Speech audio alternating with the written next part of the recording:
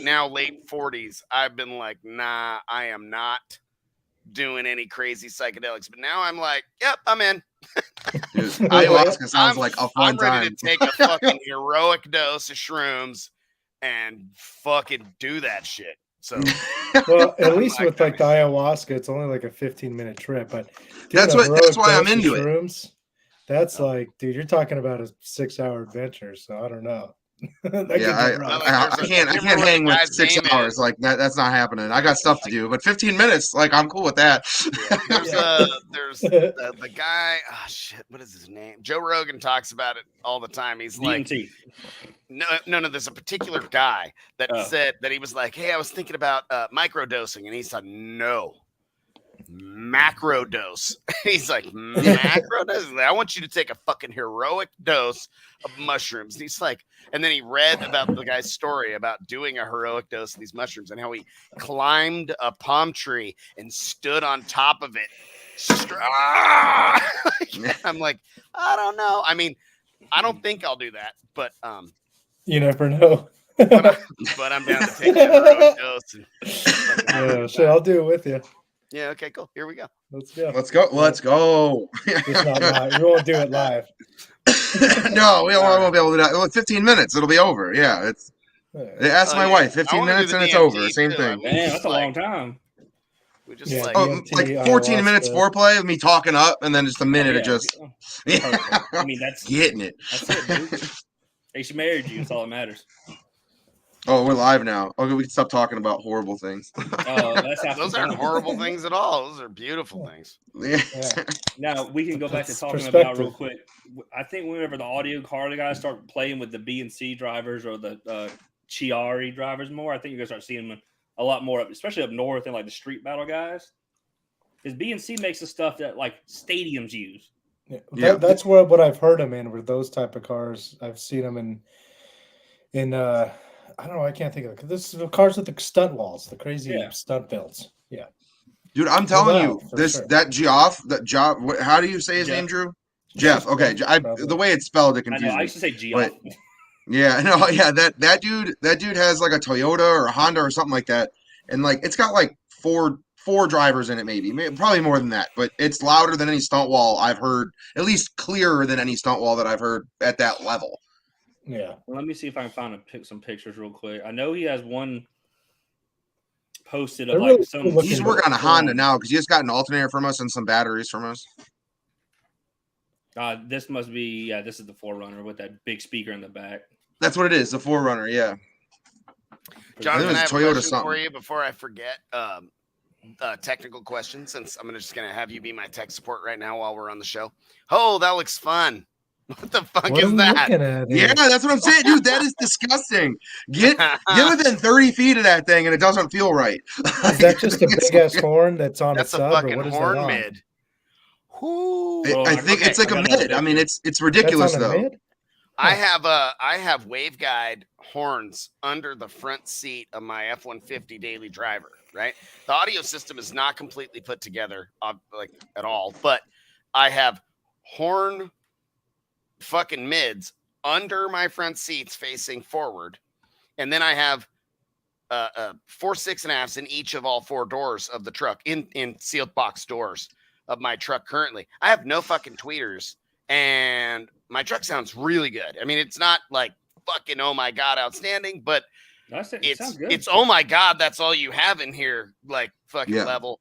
And they're waveguide horns that are, they're shaped like this, and they're wedged way the fuck under my seats. And so whatever that is, I have a concept of like Drew heard my truck and was like, this is crazy that this sounds like, and that was, it wasn't like I did any kind of tune on the DSP or anything else. So you can imagine whatever the fuck that thing is. It gets that is that on screen now is the one of the iPal subs. That's the one where you said the coil's on the inside and the outside? Yeah, the coil is on So that's like a 21 or something? That I think it might be an 18. Okay. If that's a 21, that's a big-ass motor. Okay, well, maybe that basket looks like a 21-inch basket. I know what those look like. Could be. I mean, the one that's 6-inch. If that thing's got a 6-inch coil inside of it, then that motor better be fucking huge. Like, Yeah, so that's true. Yeah, that's about right. That'd be unless it's just like strategically stacked. I mean, because Neo is like that shit makes no sense to me. The way those are 15s. Those are 15s. If you want to talk about money, if you look in the upper left at the fucking True or whatever amplifier in that box he's got right there, that's money right there, son. Those are is that Jeff's $10,000-$12,000 amplifiers. Those fucking things. Yeah, Bobby, those are 15s. You ever tried people are complaining about spending $3,000 on a 12K amp. Right. There you go. Home audio is a different beast. You ever tried putting those horns under your dash instead of the seats? There's not room for them under the dash. Now the Stevens audio guy, which is the you don't have a Sawzall, Bobby? You want me to send you a Sawzall? You can make room. We put them in the underdash, same speakers in the underdash of a 61 Impala that we did last year. It was really beautiful, and the way we put it all together, we made grills that went in front of them, and we put the AC vents and the speakers behind the same grill. So like the cold air is like blowing in, and then you're like music's playing. You're like, what the fuck? Yeah. Hey, bro, why is there cold air blowing out of your speakers? It's like, yeah, well, or why is there music coming out of your AC vents? But here you go, Bobby. Here's some money for you. But the engineer guy that designed those speakers, his name's Eric Stevens. He explained to me, he's like, look, if you don't have room under your dash, a really close second place is to put them under the front seats. And I was like, fuck, really? And he's like, it's a little bit more challenging when you're going to tune your DSP, but it's very reasonable. And he's like, and I've seen F-150s of your style and F-250s with them in that position, and I think you'll be very happy. And so we put them there, and so far I'm very, very happy.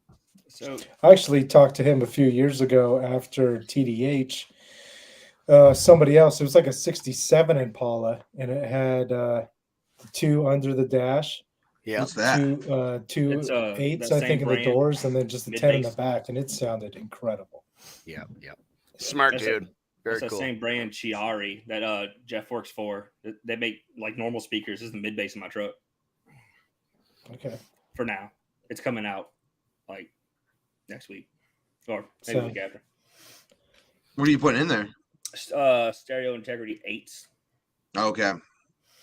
So I had those Stereo Integrity 24s in that truck back in the day, and that was not a good time. 0 out of 10. Do not recommend putting that many large drivers in anything. How many did you have? 6 24s. Sheesh.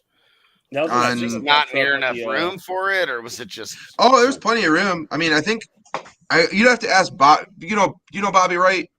You'd have to ask him. I think it was 140 cubes. There's the truck's rebuilt right now for 1815s. Okay. It was a long bed, wasn't it? Yeah, 8-foot bed, and then we put a camper shell on it that went over the top of the truck. Yeah. Wasn't the 24s the upside down build? Is that the one? Yeah. No, we did it in a fourth, like a V, like a traditional V fourth order, 3 on each side, and then we had cone control issues. Then we went to the 6 order with it upside down, and that worked out really well. But I ran out of money. that was like pre Brand X days, like making $19 an hour. You know what I mean? Like, let me just curl up a ball of money and throw it at shit. I couldn't do that. Things a little different now. Well, I can do it now, but I learned my lesson. I'm not. That whole thing going to pieces like it did, it was ugly, but man, I can see that it worked out so well for you. Yeah, we're good. Yeah, I'm pretty content. Yeah, I mean, I get to sell you guys stuff. That's the important thing. Yeah. Yeah. What you said you had a question though? What was your question? Oh, so ADD. The isolators. Right? Remember a while back you made a post, you showed the inside of an isolator and why it's a piece of shit. And this is all stuff that's like pretty well. Why isolators that people are buying are pieces of shit. Yeah. Like the Stinger 500 amp and shit. Yeah. What's the right answer for that? I had a customer that desperately wanted to put a lithium battery in his vehicle.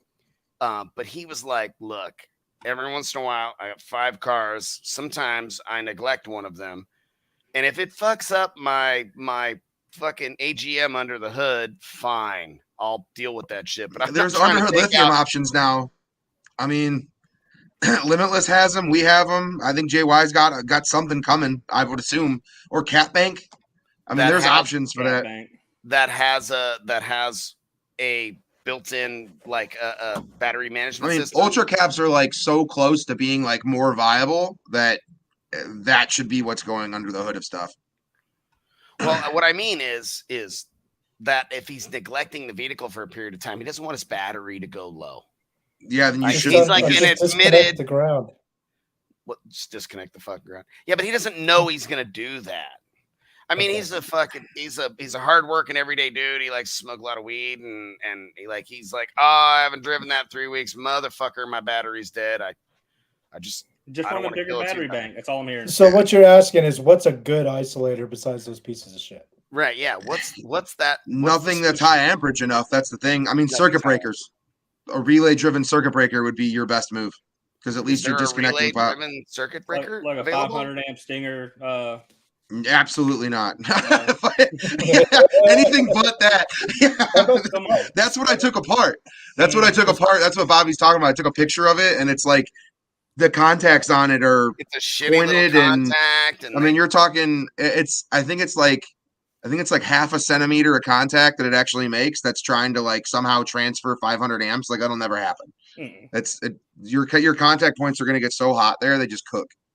And then I took apart one that was cooked, that was like 3 months old, that someone was running, not the battery's fault, but he was running a Limitless, like an older Limitless 100 amp hour. And then he had an AGM under the hood, and that's what he had the isolator for. And same thing though. Right. So the problem is once you connect that isolator and you start the car and that battery's low up front, the current inrushes back the other way. Right. Absolutely. So you have a battery that's capable of, say, 1,000 amps. I mean, I don't care how much power you think that isolator can handle. It can't handle that. It can't handle that. So 4 runs of 1-aught and then 4 terminals of, but still, I mean, that battery's not going to like getting 1,000 amps just shoved down its throat because it's at 9 volts. Batteries and shit, electrical is not smart. I mean, electrical is not, it's going to go where it wants to go, wherever it's needed. I mean, current goes where it's required. And the second you turn that key in the on position and that isolator kicks on, the current just flies that way. I mean, that's so tell him to do a better job with this. I mean, that's pretty much what I told him. It's better job with maintenance or don't run lithium. You're just gonna have to fucking take care of your shit. I was like, let's install a charger in there, and that's when you're not sure if you're gonna be operating the car, just plug the motherfuckers in, man. Like, he's got like a big badass barn thing that all his cars get parked in and shit. And he's a wealthy dude. He's just a hard. So he has zero excuse. He has zero excuse except for he's like, look, it'd be really cool if I could just make it brainless. You know, he doesn't more money into a bigger bank. There you go. What I mean, it's a little more than brainless, but just like a Anderson Connect. What if you did something like that? Yeah. I'm gonna make it so he just has a plug, pulls out, plugs in. That's even easier than an Anderson plug on a charger. Just some lithium doesn't like to be charged all the time. I mean, I guess for 3 weeks. You just have to have something that shuts on and off. Not that big a deal. Yeah. I mean, we use limitless batteries, so we'll use the limitless charger. So yeah. Do those shut off or are those constant? I mean, it's like the little like 1 amp thing that, I mean, I'm sure it's not going to go above voltage, right? Love you, Andy. Yeah, but yeah. If you could get one that would shut off, it would be better. Do they not just turned on? Off? I don't know. I gotta ask somebody. I better ask somebody. Like, what kind of car is it? Well, he's got like 5 fucking cars. So it's okay. That's not probably the one. Yeah, it's one of his trucks that I have in mind that I think is going to get neglected the worst.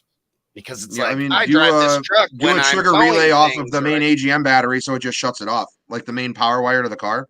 Yeah. That we don't have to worry about the factory electrical pulling it down.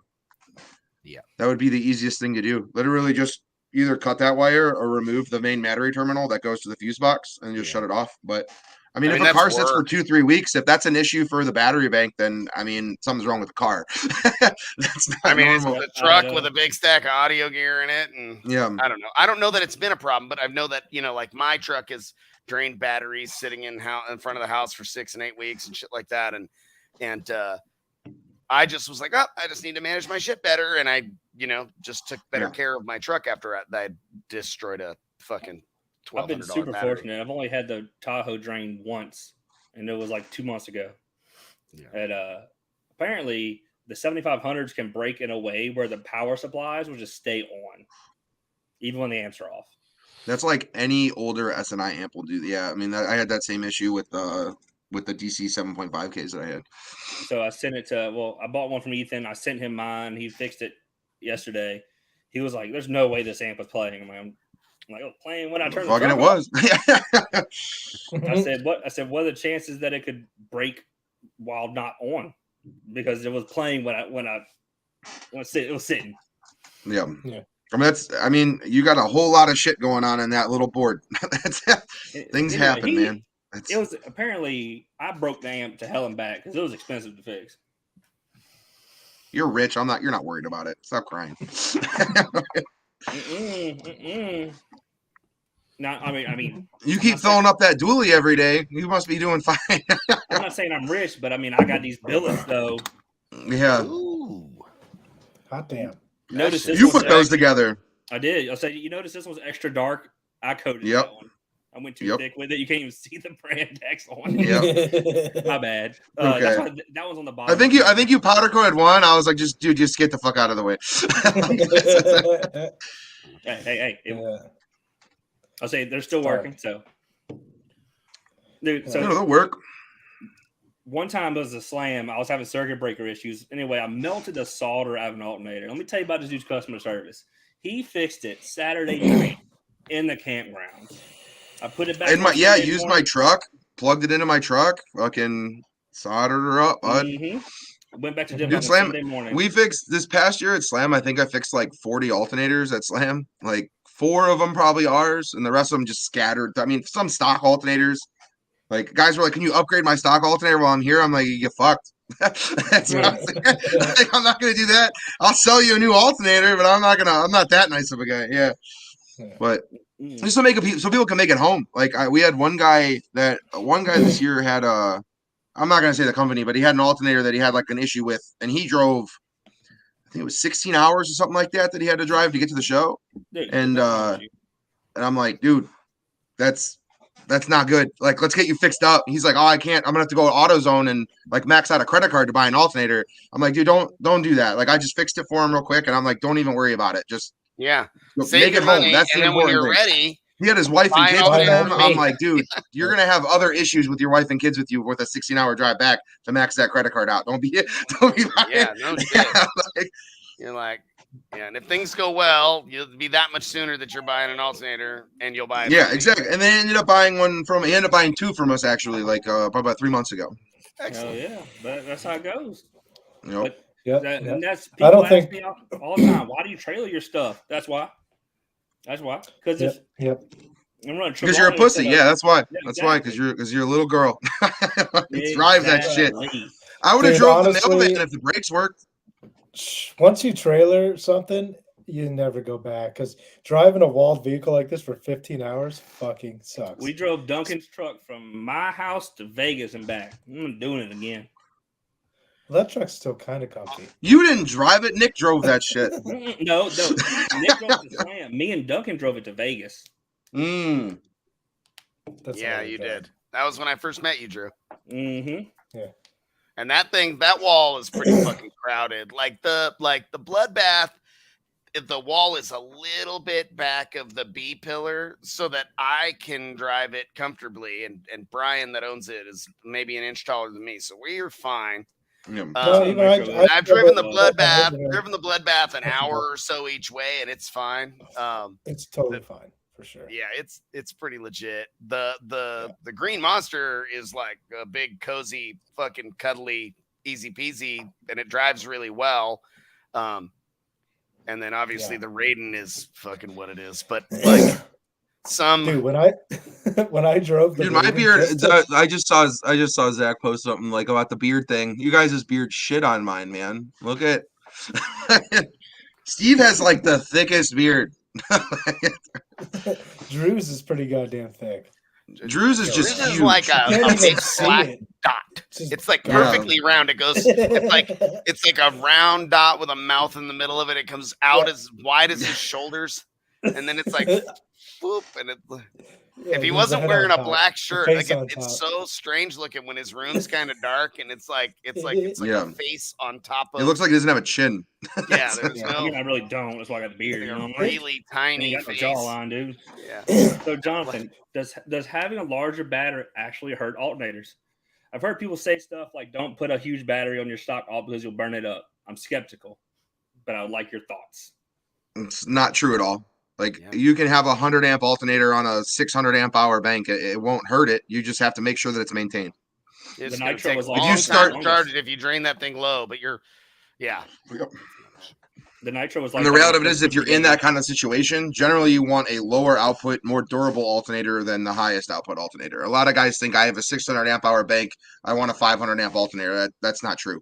If you can't run multiples on a bank that big, expecting to pull it low, you don't want to do that, because one, you can hurt the battery bank, because I don't care what kind of battery it is or what kind of inrush current a battery says it can handle. No battery wants to get, no wiring, no nothing wants to receive hundreds of amps going through it for minutes at a time or hours at a time to bring it back up.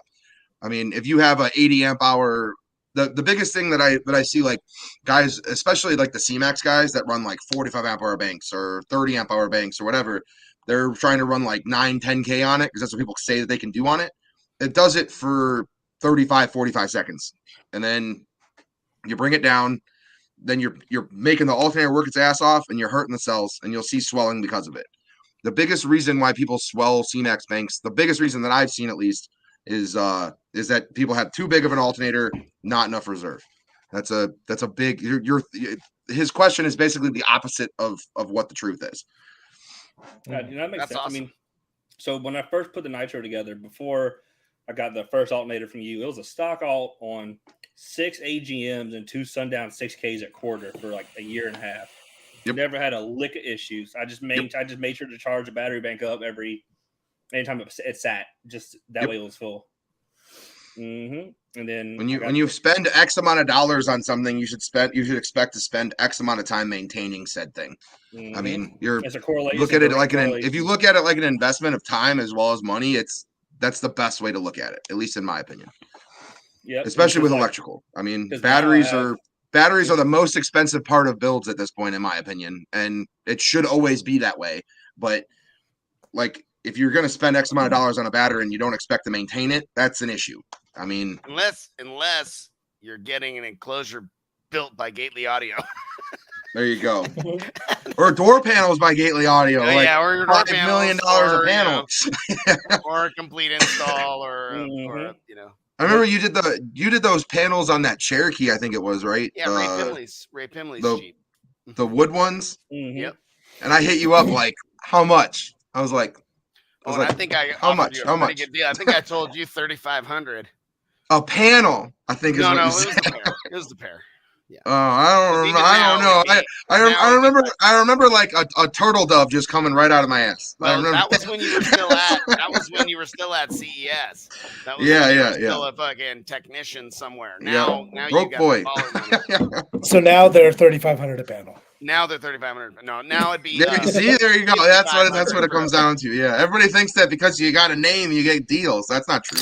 The price I still pay Drew retail for designs. Ask him. So do retail. I. And he's gonna be mad that I bring it up again, but he still listens to them. Paid full price, nothing. No, you did not pay the price. No, Drew. Every time I've ever gotten a design from Drew, it takes like maybe an hour. So y'all just fucking called him a dozen times and been like, "Hey, before I start building this box, can I run this shit by you?" And he's like, "Yeah." And he's like, "Send it to me." I'm like, "All right." And he's like, "You crashed my computer." I'm like, "Sorry." Asked me just make the subs a baffle, and we'll figure it out. I'm like, okay. Yeah, that's pretty much everything that I've asked you. Draw me a baffle. I'll figure the rest of it out. Yeah. He's like, make sure they fit before we do this. Like, okay. Yeah. Well, that's because I always have someone cut it on CNC. So like, I just go make the baffle, and I'll figure out the rest of it. Like that's. If I gotta move the baffle up or down, like so be it. But yeah. Here's another question: is there a rule of thumb to how much reserve versus how many amp hours an alternator should be? No. If as long as everything's maintained properly, you can have a 500 amp alternator and a 30 amp hour battery. It won't hurt anything. Thaddeus, I have no idea. It all comes down to if your batteries are low if you have a big alternator and you have low batteries, yes, you can hurt the battery then. But if you have a big bank and you have a big alternator and you're trying to charge that up, you're going to hurt the alternator. So it's kind of There you go. There's old Thaddeus, So the would you new say- the new update on the DMA10 should allow you to bring that below 25 hertz.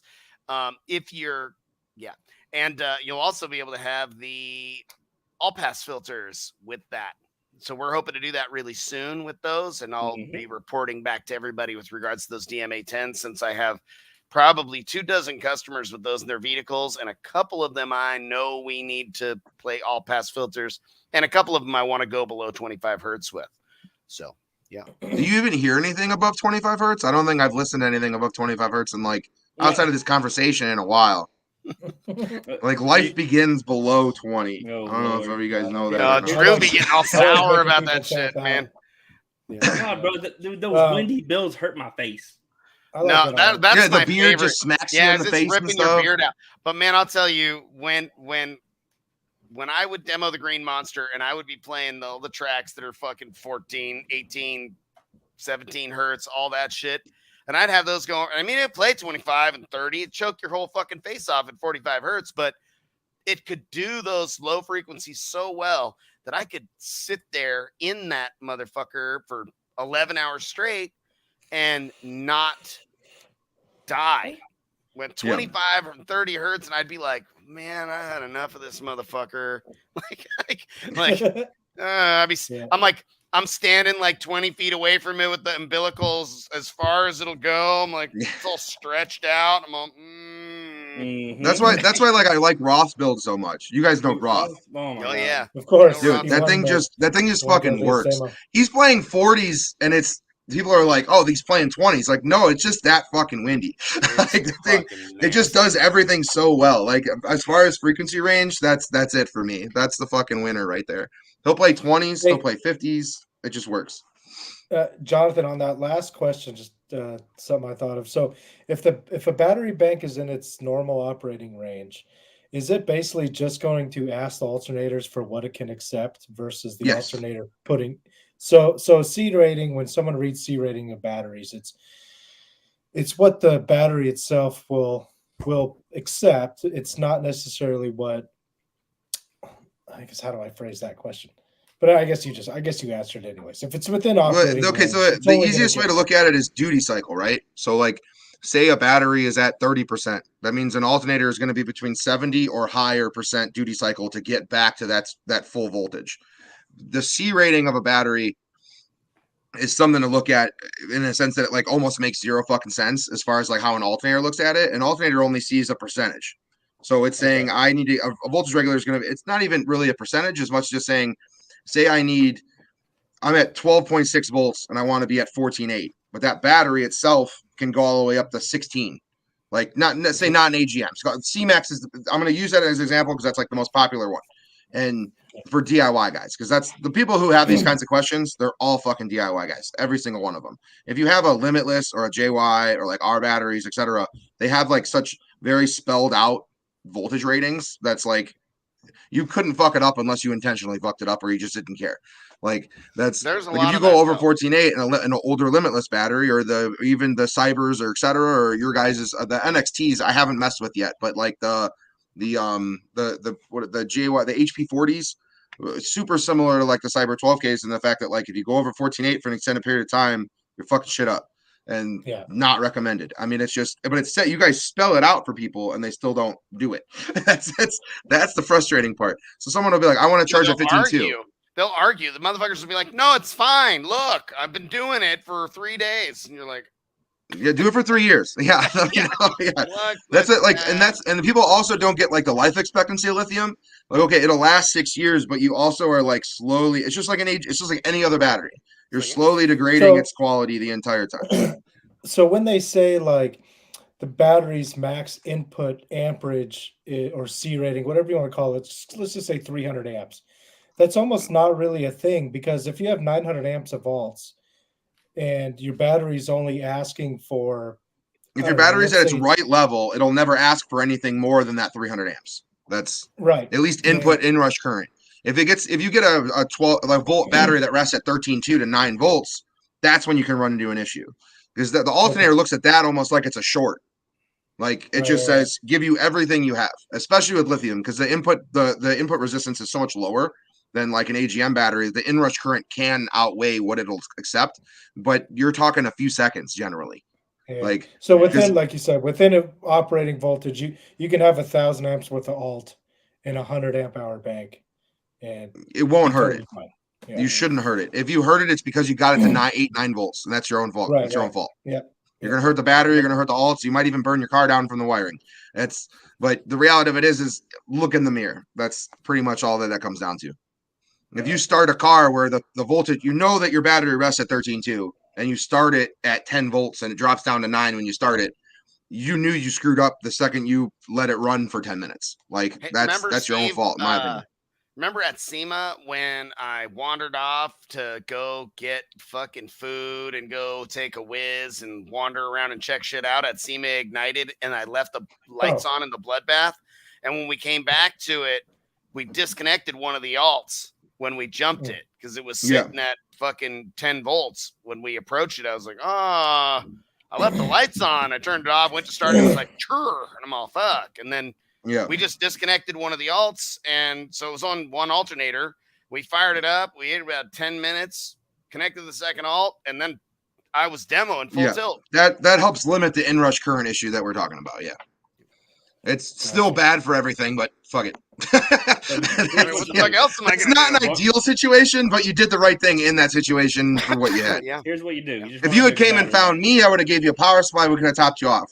That's the. We were in the middle of SEMA Ignited, and when we approached it, they saw us coming, and they were like, "Demo!" Blah. And we were like, Ignited's like in the other parking lot. There's no power or anything. It's Friday night. Was that this year? You got to see what Roth and I are working on right now. Remember, you were helping me, and we disconnected the alt and all that shit. And my buddy came over with the big fucking truck and did his transformer fucking any level shit, and we hooked it up real quick. And jumper cables. Are you sure it was me? I am 100% sure it was you. It was you and I. SEMA Ignited. Last SEMA, everything was a blur. There was a. I mean, it's always a blur. Like I can tell you what I was doing at SEMA this year, and it was demoing. This year was for a week, for fucking 8 days of demoing all day long. That'll maybe make people not be a basehead anymore. Let me invite you to come to SEMA, and then come to my show for the weekend. You might not be a basehead after. Yeah. It's like smoking a carton of cigarettes in a day. It's like how you quit. Oh yeah, you smoked the whole pack. What were you saying about Roth?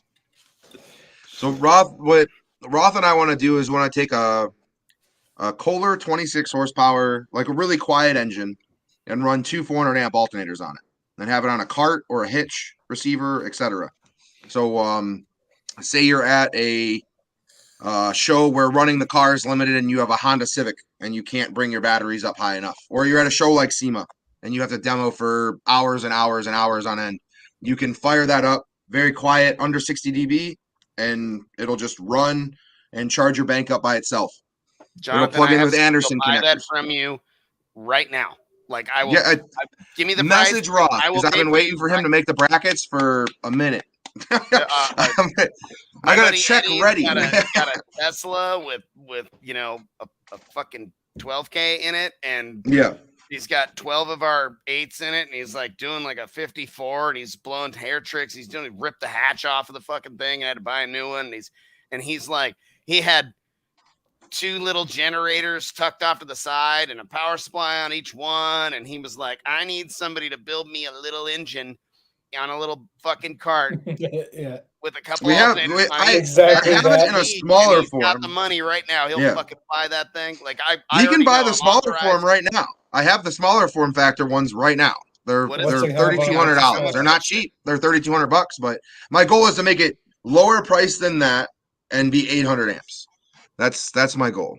We'll have a 400 amp model and an 800 amp model. Wow. That'll be the goal. We'll have and he'll be ready. You tell him when you're making that shit, and let's do it. Okay, someone tag Roth and tell him sack up. Tell him to put down the Bud Light. Now, if he puts it down, if homie, it's gonna be horrible.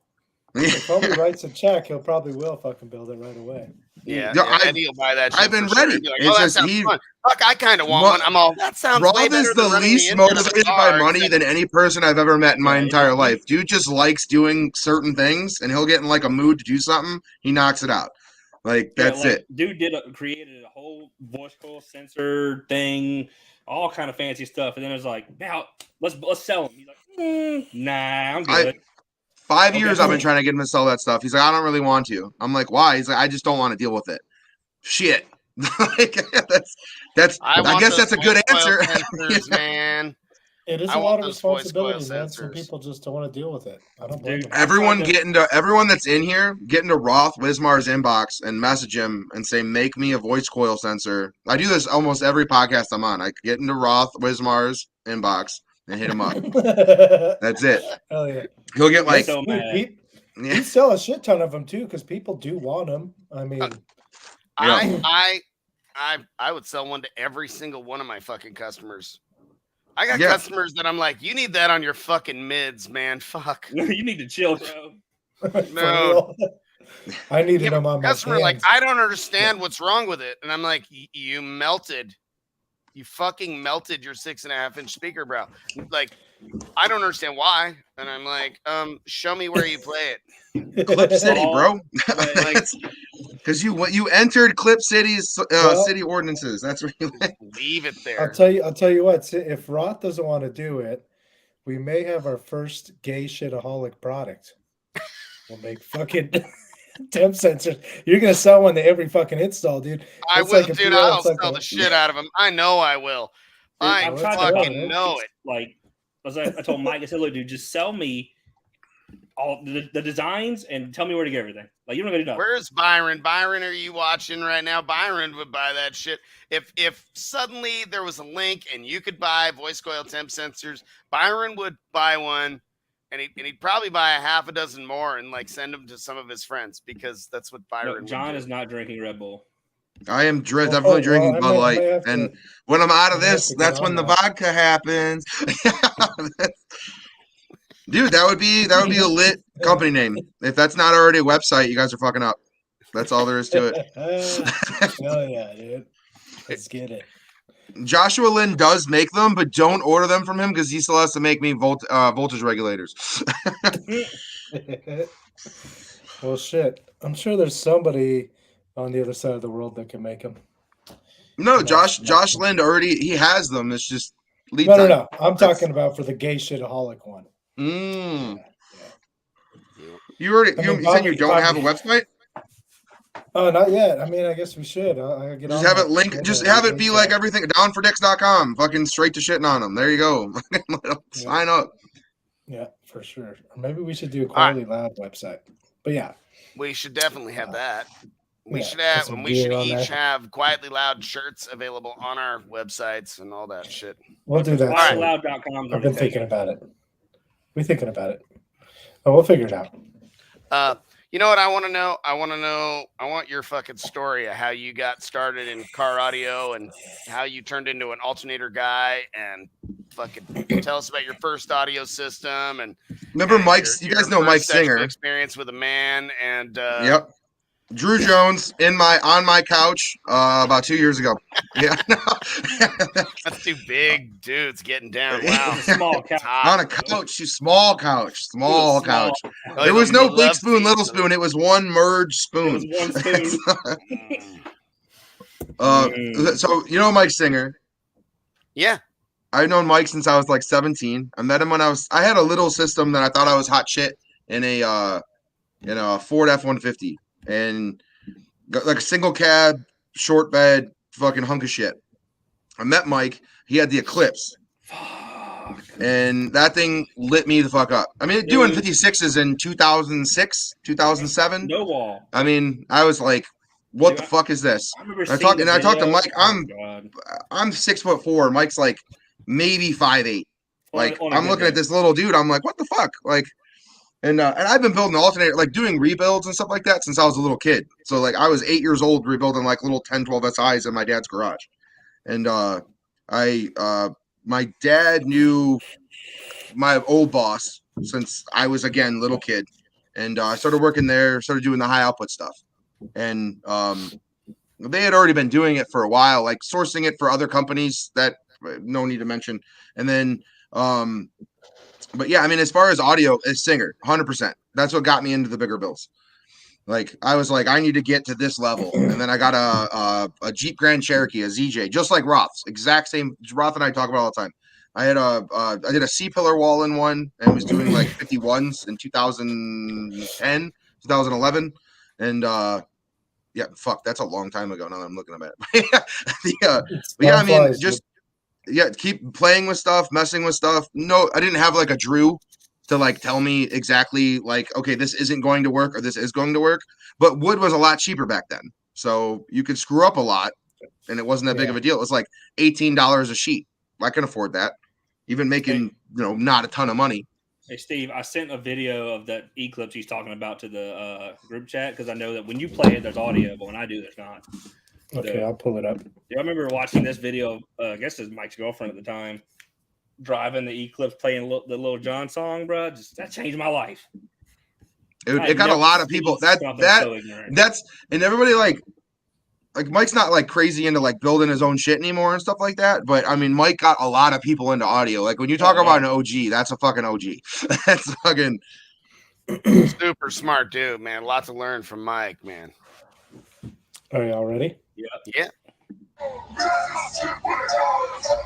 Look how slow that is.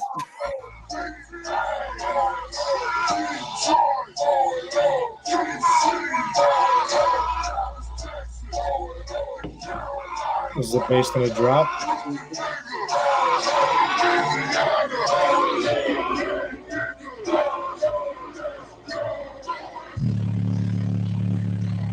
I think they were like what TC Sounds or something like that is what those were. Yeah, the Element Ultras or something. Yeah, like watch the windshield whenever you pan to the Ultra 5500s maybe. Yeah. I think that's what. Yeah, something like that. He still fucking has them probably. Like they're probably still in his attic or something. I had never seen windshield's broke. He's breaking more while he's fucking playing it. That's cool. I think he broke it while he's playing. Oh, nice. I had never seen that before. Whenever he posted that video. Yeah, I heard that like 2006, 2007, and that got me into. I was hooked. Hook, line, sinker. Mike's so like, OG and like a part of the come up of audio, but so many people don't know who he is. And it's a shame. I think your mic cut out. Is cutting out again, Drew. Oh, can you hear me now? Yeah. Weird. Anyway, can you hear me now? Fall on top of your mic or something. Yeah. So Mike is like a super, like I said, super OG, and a lot of people just don't know who he is. It's crazy. That's. I mean, he's got other things going on now. That's all that it comes down to. I mean, told me and kind of taught me about phase alignment and deep enclosures. He's the one who told me the very first time 10, 12 years ago about it. You got to get through like his mad ADD, and then like genius happens. Like that's like I got mad ADD, but not on Mike's. Mike's got a whole nother level of that shit for sure. But it's actually, I think about it for a second. It's crazy how many like OGs who were a big part of the industry people just forgot about, and it's kind of a shame. I don't know if anybody forgot about. I mean, they forgot about the Eclipse, but they're gonna remember now. That thing was fucking nasty. Some people step in and out of, not really in and out of the industry, but how much they're involved in it. I guess. I mean, I backed off a lot for about 10 years. I was in it, and it was what I was doing, and I was fucking sponsoring shows, and I was doing all kinds of shit. I had a couple competitors that I was sponsoring, and man, you were sponsoring competitors, like shit. Define sponsoring competitors, because this is something that I think that we should delve on into, because worked real hard on their vehicles, and I would build them boxes, and sometimes they would pay me for them, and sometimes I'd be like, hey, come by, I want to build you a new box, and I would just build them for them. So and how much did wood cost during this time? That'll tell me gauge the ear range. Well, when was this? Yeah, so it's been back in the day. Late 2000s. Okay. 2000s. So that was a thing then. It's just Tim people have to understand that, like James and Hartman and his brother, and they're fucking world champions, and they worked really hard on their builds, and they went to shitloads of shows, and they they were my buddies, so they would come and hang out anyway. And every once in a while, like, I'd be like looking at their Ford. They both had Ford Focus hatchbacks, and I was like, I got another idea, and that's probably accurate. Bobby's like, very expensive.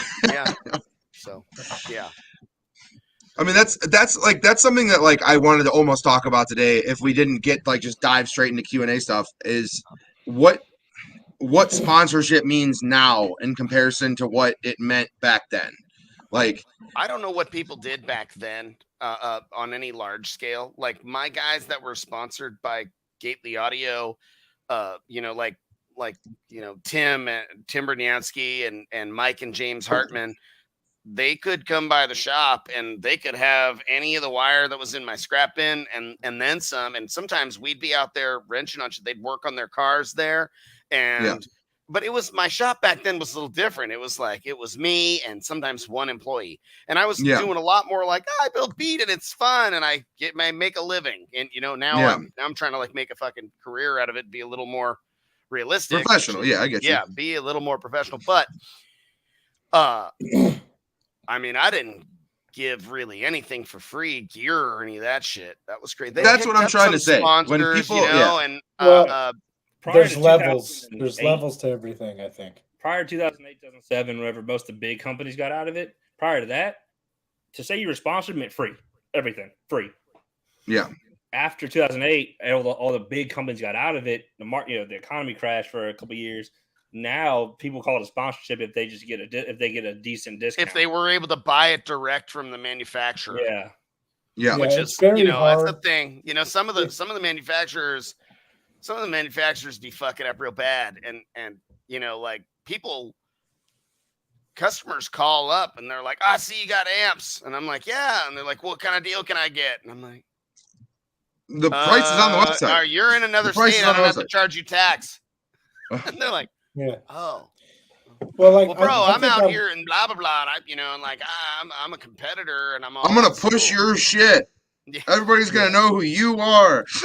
Well, so I'll tell you what I've dealt with recently with regards to sponsorship stuff, and I've talked a little bit about it in the past. Is I get guys that go, bro, I'm doing this new SEMA build. I've had my builds at SEMA the last 6, 10, blah, blah years in a row. And as soon as I say, I'm like, hey, you mentioned SEMA, and I have to tell you, because I don't want to waste any of my time or yours. I don't give a fuck. I don't give any discounts at all.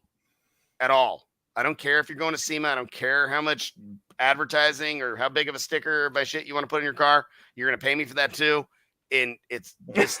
This is not. I get free stickers. This is not SEMA bro discount. And I go, listen, and I know it sounds, hey, and I know I interrupted you, but I have to tell you, I don't want to be on the phone with you for an hour talking about your custom build if you're going to be bummed out that I'm not offering you a discount and that you can't persuade me into it. Thank you, Dylan Hauser. That was highlight that fucking comment.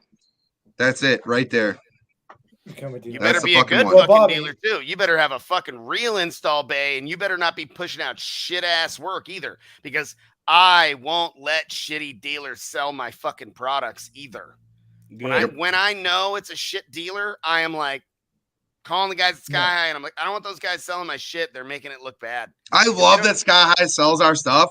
Because anytime someone calls me and I want to order 2 alternators, I'm like, you got the wrong guy. You want these guys. Like, if you're not ordering 30, 40, 50, I mean, Sky High orders hundreds of alternators. Hundreds. Like, the discount that they get, people think that they get shit for like half off. Look at my pricing. I don't have the margin for that, dude, at all. Like, if I was charging $700 for an alternator, like some other guys that have these big distributorships, like Summit and Jags and shit like that, like that's like when I talk to Summit, because I talked to Summit, like their headquarters is 45 minutes from me. They basically said I need to raise my prices 40% to where my actual competitor is. I have one competitor. Everyone says your competition here, your competition that. There's one company that I think of when I think of a competitor. I think not that pricing 40%. Who's the I can't do it. Ignore Bob, but Bobby told me to double mine. Who do you think there's one company that I would think would be a competitor to me? The level that I want to be. MacMan? Yeah. Powers. Or fucking it's gotta be MacMan. DC Power is like. Have they fell off a little bit? Because I don't see them around much at all. Well, it's not that. It's the focus changed. As far as that's what it is. The focus changes. Markets, focus changes for sure. Yeah. I mean, like where I used to work, the money that I was bringing in was drops in a bucket, dude. Like little drops in a bucket. Like people think like all these audio sales and stuff like that. I mean, I doubled my sales this last year. It wasn't because I sold more audio alternators. I sold more. I sold like 20. We're growing like 20%, like pretty consistently on the audio side. But if you look at it, I picked up. So we started doing like Amazon fulfillment for like just stock Honda starters, Honda alternators, just shipping pallets to Amazon of like a few things that I know is common. And just being like $1 more expensive than the guy below me, but I ship it faster because it's actually at Amazon fulfillment. So they get it quick. I just ship them. The amount of Honda starters that I ship direct from a manufacturer to Amazon fulfillment is frightening. Yeah, man. But, I mean, that's like, accurate though. If I see something that's even $5, $10 more, but I get it. Oh, and tomorrow, I can get it tomorrow. You're buying it, and that's exactly how it works. It costs me more money to do it that way. But we finally hit that goal, like my 10-0-0-0-0-0-0-0 number this year, and that wasn't because of audio. Like, I mean, we did 7 more than we did last year over not doing audio. Like, not trolling on Facebook 24/7. Like, that I love trolling on Facebook. Everybody fucking knows that. I love making fun of people. I love roasting people, all that stuff. I've noticed less trolling. Right? I mean, it's just because Yeah. I mean, half the time he is trolling, he mentions, he's like, I've been working 15 hours a goddamn day, and I got this time. Yeah, it's not on. People think that like I work constantly on audio stuff. Like I wake up at 4:00 in the morning. I handle all my Amazon fulfillment, our eBay store, and our contracts. Then after that, I go to work at 8:00, start my day, stay at the shop till 8-9 o'clock at night. Sometimes 1 o'clock in the morning. When you see me post at 1 o'clock in the morning, like got these 24 alternators done. People think I have employees. It's Melissa and I, and that's it. I have one part-time employee that just started this week. Anyone like send questions and stuff? I'm gonna mark them on my end so we can pull them back up in a little bit whenever we get done chit-chatting. Yeah, like I mean, that's people. We should just drop those questions in and I sell the audio stuff at this point because I still enjoy the hobby. That's it. Well, before you put a question up, let me touch on the sponsorship thing a little bit. Yeah, because I have experience on the sponsoree side. I mean, we do sponsor a lot of shows and some people, but as far as like actual being a guy that gets audio equipment as a sponsored person, I think it has a whole lot to do, way more than it used to before. Before it was about championships. Going to shows is still a big part. Obviously, you want to expose it, but it's almost like anything else nowadays. It has to do with your reach. Social media, that's it. It's social media. How many people are you reaching? And also like your networking. How many people are you connected to, your network, all that stuff. It plays such a huge part. And it also comes down to what the goal of the manufacturer is. Like if the manufacturer is looking to get more people to buy their shit, you need to go after people that have a following and that have reach. Yep. There's like no other way. I mean, there's a reason that like the whole going to SEMA thing like means nothing to Bobby because it really means nothing. There's 1,000 trucks there that all have the same shit in it. But if you're like Whistling Dixie and maybe you want a Bobby Gately box and your fucking video is going to get 12 million views, that's a different story. You know, you might give them a box or make them pay just for material or whatever. Yeah. Or, I mean, if you're like, hey, I really want to fuck around with one of your things, this is what I can offer you. Like, and that's some representative of that is gonna send that message to my fucking email or $99.99. I'll get you a better deal than he will give you. Is there are guys that are like, I could fucking give you the world because I am so fucking huge, but I'm just gonna go ahead and pay you for your shit because I'm wealthy, and here you go. Like, right. You also That's get it. that for sure. Your best customer is a customer that should be getting something at a discount and doesn't ask for it. or it insists Those- on paying you all the way. You know, my I friend will- Eddie that I mentioned But dude, earlier they're that has like- a Tesla that's gonna want that little engine charging system, and Hashtag Roth. and Eddie is like, you know, Eddie, the one of the first times I met Eddie, I was like, oh, this guy's like super cool, and he's like, hey, I have a big super duper CNC machine, I can cut this shit for you hella easy. And I was like, oh, that'd be great. And like, we're talking about stuff. And he's like, hey, I need like a 12-inch sub. Do you have something 500, 800 watt kind of thing sitting around? I'm like, I do. And I'm like, yeah, here you go. And it's just, you know, this one, it's kind of cheap. It's like retail, like 189. I think my cost is like $130. You can, and he's like, no, here's $200, tax, shit, whatever. No, fuck that. And then even now, he's my buddy. And he's like, I need all of your amps for all of my vehicles. And he like comes in with a list and he picks them all up. And then he goes and looks up what the retail price of them all is and sends me that on his own. And I'm like, you know, you didn't have to do all that, dude. And he's like, yeah, I do. That's what I do. He's like, let me know when you're ready for your cabinets when you get your new house. And I'm like, that's going to be a while, you know. That's awesome. That's so cool though. Fuck. I mean, fucking John Rabby. I'm like, John, this, you know, those suspension links and the thing, and this is what it's going to be. And, you know, this is like, that's like $10,000 for the shit. And he's like, okay. And I'm like, well, I was going to say, and he's like, no. No, I'm giving you that because, you know, and he's like, dude, I know that you were at your shop all night long. And then the next day you left your robot running all by itself because it was going to be a 13-hour thing. And I don't imagine you slept well at night while your $150,000 machine is over there fucking chooching along, cutting aluminum and shit. So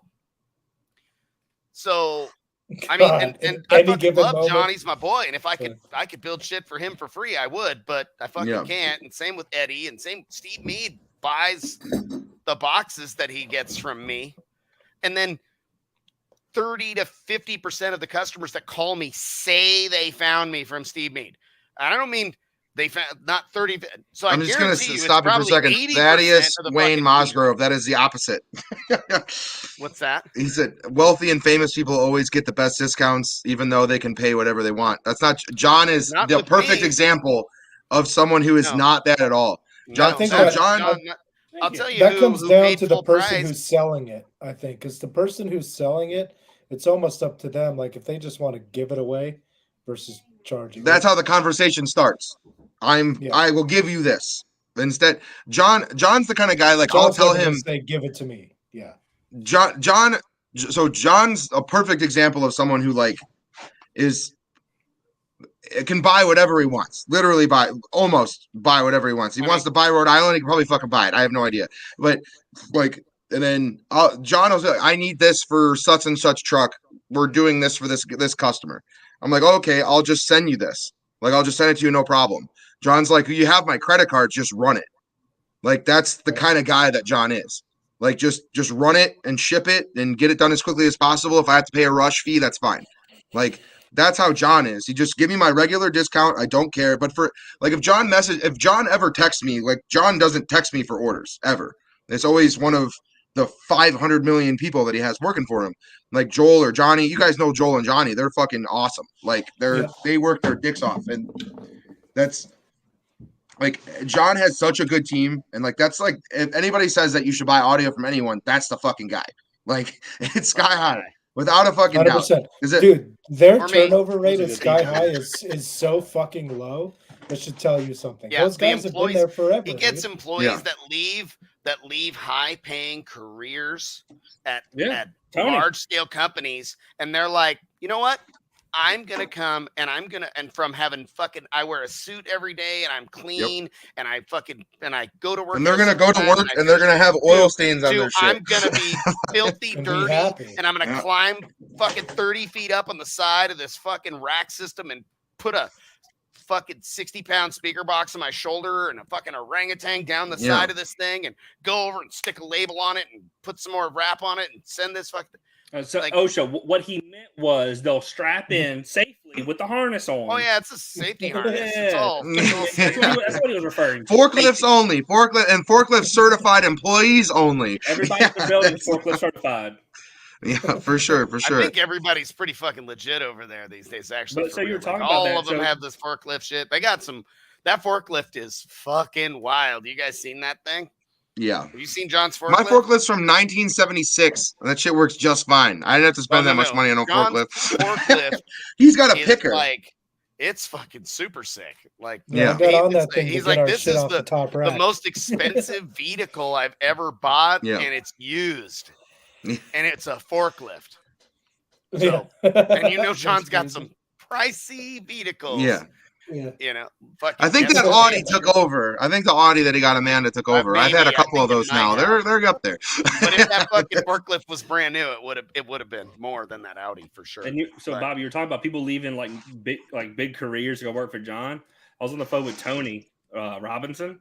He was telling me that he used to be like an upper somewhere. I was like, damn.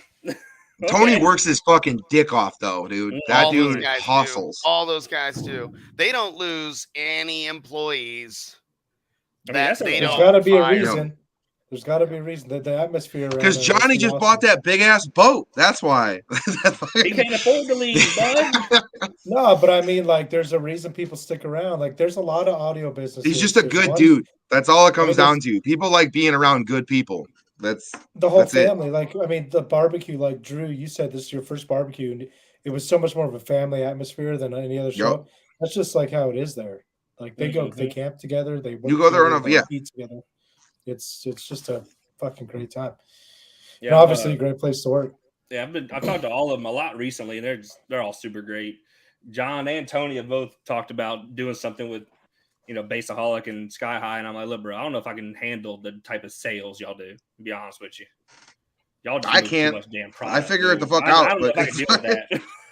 Yeah, dude, if they put a link for designs on their site, and I have fucking 8 employees, and they're fucking, and every time I think, I'm like, God damn, man, I don't know, man. Like, they're gonna be full of inventory pretty soon. I'm gonna have to figure some shit out. And then all of a sudden, I'm like, hey, when are we gonna get these again? We're out of them. And I'm like, I brought you 20 of those fucking double 8 shorty 1.5 boxes, 9 weeks ago. Like, yeah, we sell like 2 or 3 of them a week. I'm like, oh, dude, you can't keep up. And then we accidentally built 2 batches of 24 of the GM 4808 to 08 to 18 boxes. Don't you accidentally build a 2020 Ram 3500 dually underneath the seat box? Yeah, I got you. And ship it my way and send me a PayPal invoice. That's fine. I got you. I'll fucking do that. Fuck around. If my wife is watching, that shit'll ka-ching you in a second. You're about to have a bill. Yeah, you fuck around. I ain't fucking playing. Fuck around, find out about that credit card. I'll be right back, guys. Shit, I'll just put my ass cheeks up to the screen. You can swipe it, and bam, I get paid. Oh, there we go. Oh shit. Hey. Swipe. Hey, did you ever get that box sold? Which one? Yes. Sweet. He hasn't picked it up, but he did pay for it. Cool. That's the you got to remind me about the alternators. I got to do that shit. No, you're good. No, Bobby, remember the 218 box that I had? The one that didn't fit. The battery and the blah, John, blah, blah. Yeah, John got it sold for me, and I told him just keep it. Just send me alternators. Just keep the money. Send me alternaters. Perfect. That's what I saw. No, it was like a local buddy of mine, Mario. He's a good dude. Yeah, no, that was a crazy deal, but it was easier just to spend the money and just not deal with it. No, see, I'm not that guy. I'm the opposite of that guy. If you did something wrong, you measured something wrong, you did something wrong. It was one of those. Here's my penis. You can suck it. It was one of those situations where I was like, it's not worth even.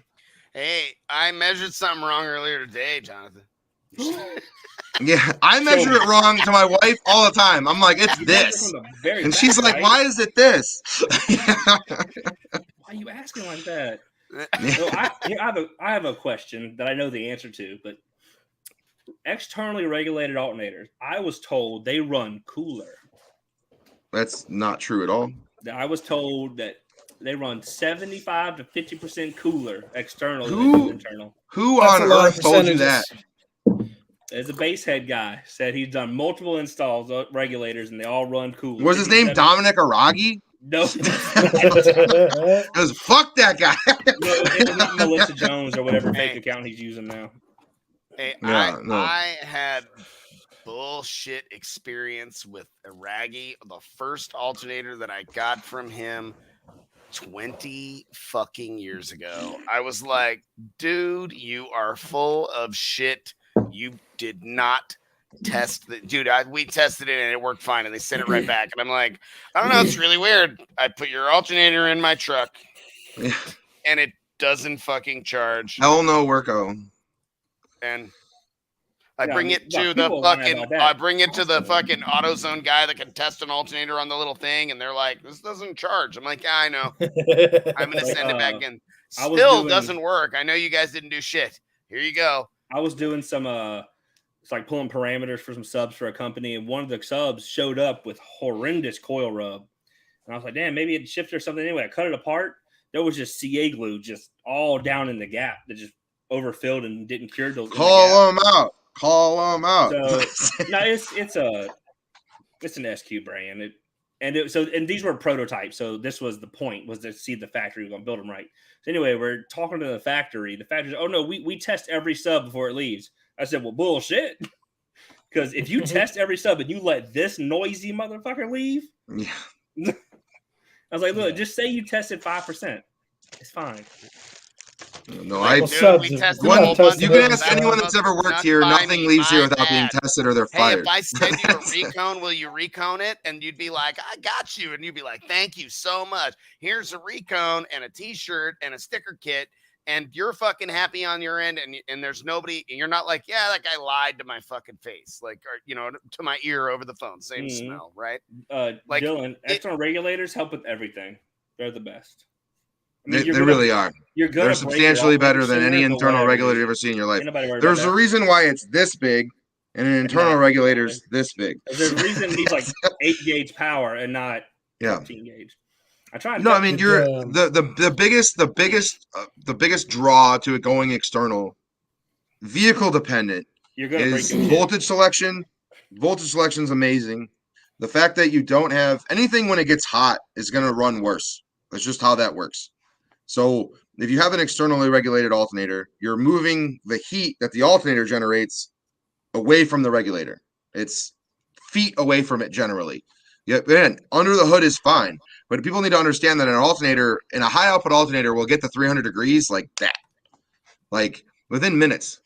And when I'll have people, it's usually like once a week. Someone will be like, I touched my alternator, it's really hot. I'm like, I believe it. I'm like, I fucking believe it. Connected to an engine, stupid. See, yeah, and because of that, what I want to do what Steven did whenever I change the, I'm not obviously not changing alternators, but whenever I pull it apart at some point, I wanted to get a quad bracket to put the. No, you got to do the water cooled alternators, bro. Oh yeah, that's what you were telling me. Yeah, you were telling me I was gonna be getting some of those at some point. So never mind. So whenever I do that, I'll do all three on top. Well, you have the full billet, so you can just add the water cooling. The water cooling is basically where your ground block is on your billet. Mm-hmm. We basically made. I have a prototype. I'm not going to show it on here, but I want to like post that on. Huh? You're not kidding. Water no, I'm not kidding. No, it works. It works fucking phenomenal. It takes an alternator that generally gets to like 300 degrees down to like 220. Does it just run off your like radiator setup, or no? It's a totally isolated cooling system. It's really similar to like water cooling a computer.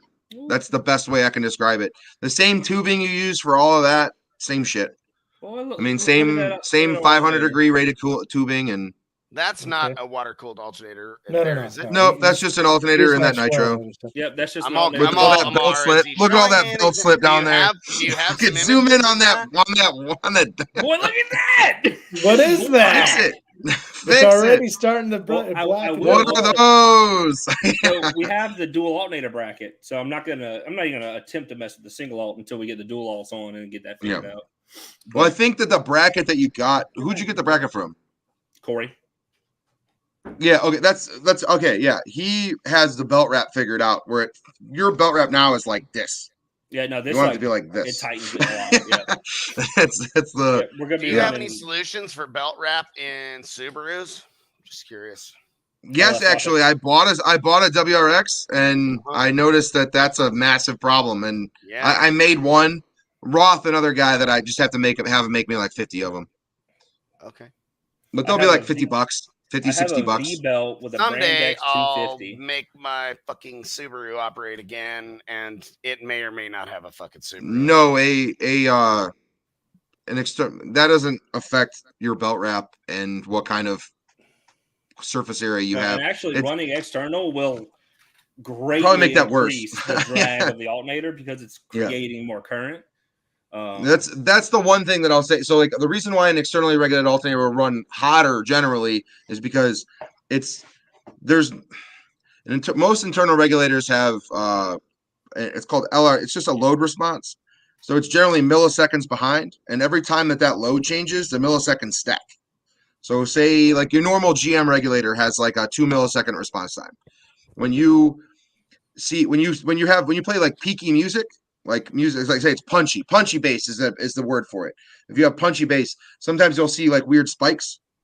If you see spikes in voltage, that's because the regulator is that far behind, and generally it's a wiring issue or a belt slip issue. But you'll see if it's that far behind to the point where, say, your load at the alternator, it doesn't sense that the battery's at 12.8 or 13.8 or whatever your voltage is supposed to be set at. It, instead of seeing that, it sees 11 because that's what it was, say, 2-3 seconds ago. So you'll see 2 to 3 seconds of it's not like long bass. It's generally like rock music. Like if someone's listening to like Metallica, where it's like someone will rebass like a kick drum. That's not a realistic thing that you can like synthesize. Like it's that punchy bass. That's the stuff that'll make you see like weird spikes. You don't see that with a good external regulator like ours or a Fat Boy or ICA manufacturing. That's who makes the Fat Boy. But if you have like a blue box, a lot of people see spiking from blue box mostly because that potentiometer they use is poop. And that's blue boxes have like ruined external regulators for a lot of people because they're hard to wire. They don't have any like isolated. Our regulator is really easy to wire for the external sense that it has an isolated sense terminal. So guys that run like 2 different charging voltages, they have a way less chance of like just cooking their alternators like right off the rip. Blue boxes, you need some kind of solenoid, not a relay. I know people were recommending like Stinger relays for forever on those. That's a horrible idea. That regulator can pull 40 amps to make 15. I mean, that's the efficiency of the external regulator kind of negates the added amperage that you get. Because like our external regulator can pull as much as like 15 to 20 amps per channel. So say you have a 400 amp alternator, subtract 15 per channel ish. And that's what you're going to actually see out of the amp clamp wise, because you're already pulling X amount to make said current. That's the same thing. Like it takes power to make power. That's the same kind of deal. The more higher output you go, the more amperage you're going to pull, or the more amperage you generate, which is great. But in the sense that like back to the Rhonda TBV Bentley question, when you have a V belt and you have X amount of amperage, you require X amount of horsepower. If that belt's only adequate for, say, 8 to 9 horsepower draw, you can't run over 250 amps reliably. You will have belt slip.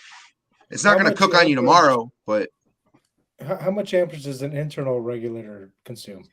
The internal regulators that we use have an 18 amp field transistor, so maximum that. Okay, so basically, it's in essence almost the same. Ish. I mean, it's not as consistent though. We're like when you get to that stacking factor, you can get really deep into it. But the easiest way to describe it is the load response on an external regulator is minute. It's whatever lag you have in wiring. Where an internally regulated alternator has it's built into almost 99% of cars, unless you're really dealing with like a 60s GM with like an old school 1-wire regulator. Their load response, it can get pretty drastic once you start stacking that. The fact that the load changes so drastically. When they make an internally regulated car, when they make a factory alternator, they don't expect current to do this. They expect it to start here when you start the car and go down after the car starts. Say you turn your blower motor on, that's a consistent current load. Say you turn your radiator fans turn on, it spikes a little bit, but consistent current load. That's why those load responses are built into that. When you get into audio and stuff, especially guys that like playing punchy bass, or like Dolph. Dolph is a great example. Just his music and like RIP. But fucking once you get into that, you start seeing a lot of punchy stuff. Guys with internally regulated alternators will see a massive benefit from going over to external because it's faster. It's so it almost seems like for car audio, external alternators is the way you want to go. It's the way to go if you can. Yes, if you have like a newer car, like a little engine with the but that's a problem. If you have like a 1.5 liter, don't ignore what I just said. But if you have 3 alternators on a Tahoe, that's the right way to do it. So is there a external regulator available for like the Raiden? Remember our alternator situation for the Raiden was kind of weird. You gave us a couple of really big ones, and we had to have it was like, you're going to have a fucking battery light on. And we were like, wow. Well, we went PWM controlled, I think, on yours. And that eliminates, again, any kind of wiring that you have is going to be your lag. How many ultra on the Raiden? 2. I mean, and what did you give us for that? 390s? I think they were 425s, weren't they? Oh, fuck. Okay. Yeah, baby. That's what it was. They were the biggest shit. Yeah. I mean, they work real good. It's so much those are internally regulated, or do you have? They'll be internally regulated, PCM controlled. So say if someone, their US alternators makes a controller that'll control both those alternators without a battery light, but it's kind of expensive and kind of a pain in the ass to install. But you're the kind of person that could easily install that. Yeah, I mean, if we can make it not have the, because it chimes, it's all beetle. It's like battery. No, it's like, and I keep saying like Singer alternators this and like such and such company that, but US alternators does make a great product for that. Where do I mean, that's something you can help source for me, or should I contact them myself? And his name's Daniel Martin. I give you his info. I'll just, if I'm gonna buy one fucking piece, I'll just retail the fucking thing out and. And he doesn't move a hoops to make fucking $37 on a thing. I'm like, fuck that. Yeah, like we have a GM controller with no battery light, a Hyundai controller with no battery light. I could make you a Ford controller with no battery light. I just don't like to deal with the customer service aspect of like the installation side of it, because you're like depinning stuff on the computer to make this work. I don't like that kind of stuff. That's Colt is watching this. Oh no, Colt can handle it. Absolutely. I've seen Colt. Dissect a bank's wiring system that had been previously installed and then like hacked out and like no doubt in my mind that someone like you can handle it. It's just I'm not gonna I'm asking Colt. I'm a volume guy, not a put it in the ring. Yeah. No, it's honestly, and I said that when we were on the phone originally, but we and I both talk a mile a minute, so we probably miscommunicate a little bit. Yeah.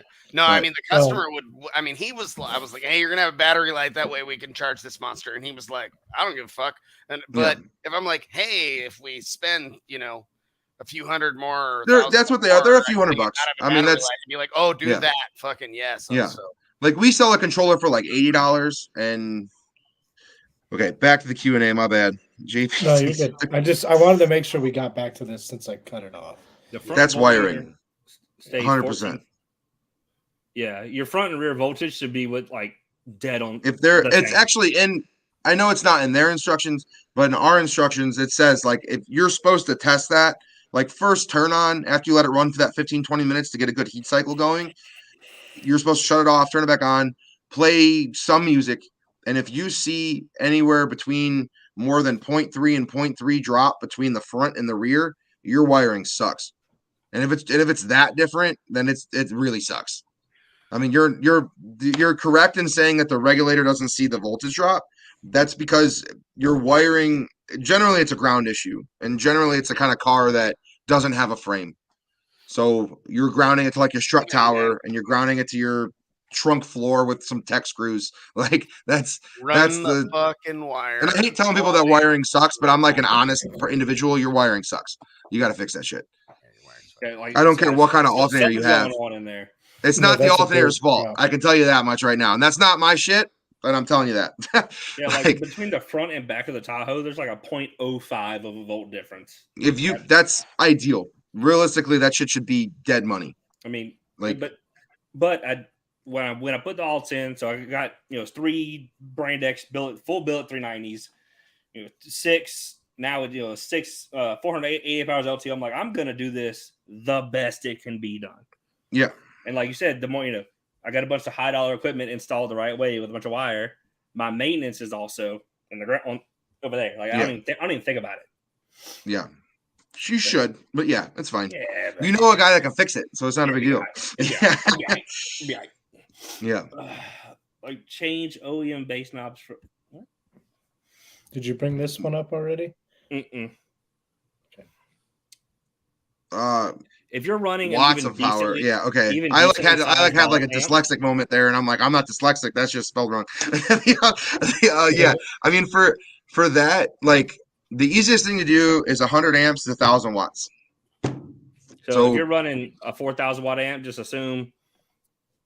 Like if you're not running if you're not in like a vehicle that you're on multiple alternators, just assume you're not going to be able to match how much power you're pulling. Correct. So you have to supplement with battery, and that's where people will try to throw whatever cheapest lithium solution they can at it, and that's generally not the best solution. And that's when I get that everyone has a budget. DIY has its place, and I love DIY batteries. We're basically DIY batteries at a retail level. You guys do the same thing. I mean, we're not massive manufacturers like laser welding shit together. Like, you know what I mean? We're building batteries, but we at least have a fucking clue. And if you don't have at least a clue, that's when the DIY situation doesn't make a ton of sense. But like for wattage to alternator concern, don't look at that. Look at it so if you're dealing with AGM, every 100 amp hour battery is 2,000 watts. Every 100 amps of alternator is 1,000 watts. You have to subtract vehicle running. That's all kind of non-important when you're running a build that would be running AGM. But like when you get to lithium, every 45 amp hour CMAX, every amp hour of CMAX is generally good for about 100 watts. That's how I look at that. I get that everyone says 45 amp hour is good for 10K. It's fucking not. It's good for like 5 to 6. And then when you realistically, like for long draws, look at Duncan's van's a great fucking example of that. Huge ass battery bank, but he pulls so much that it just takes forever to bring that thing back up. Because they don't care how much alternator you have.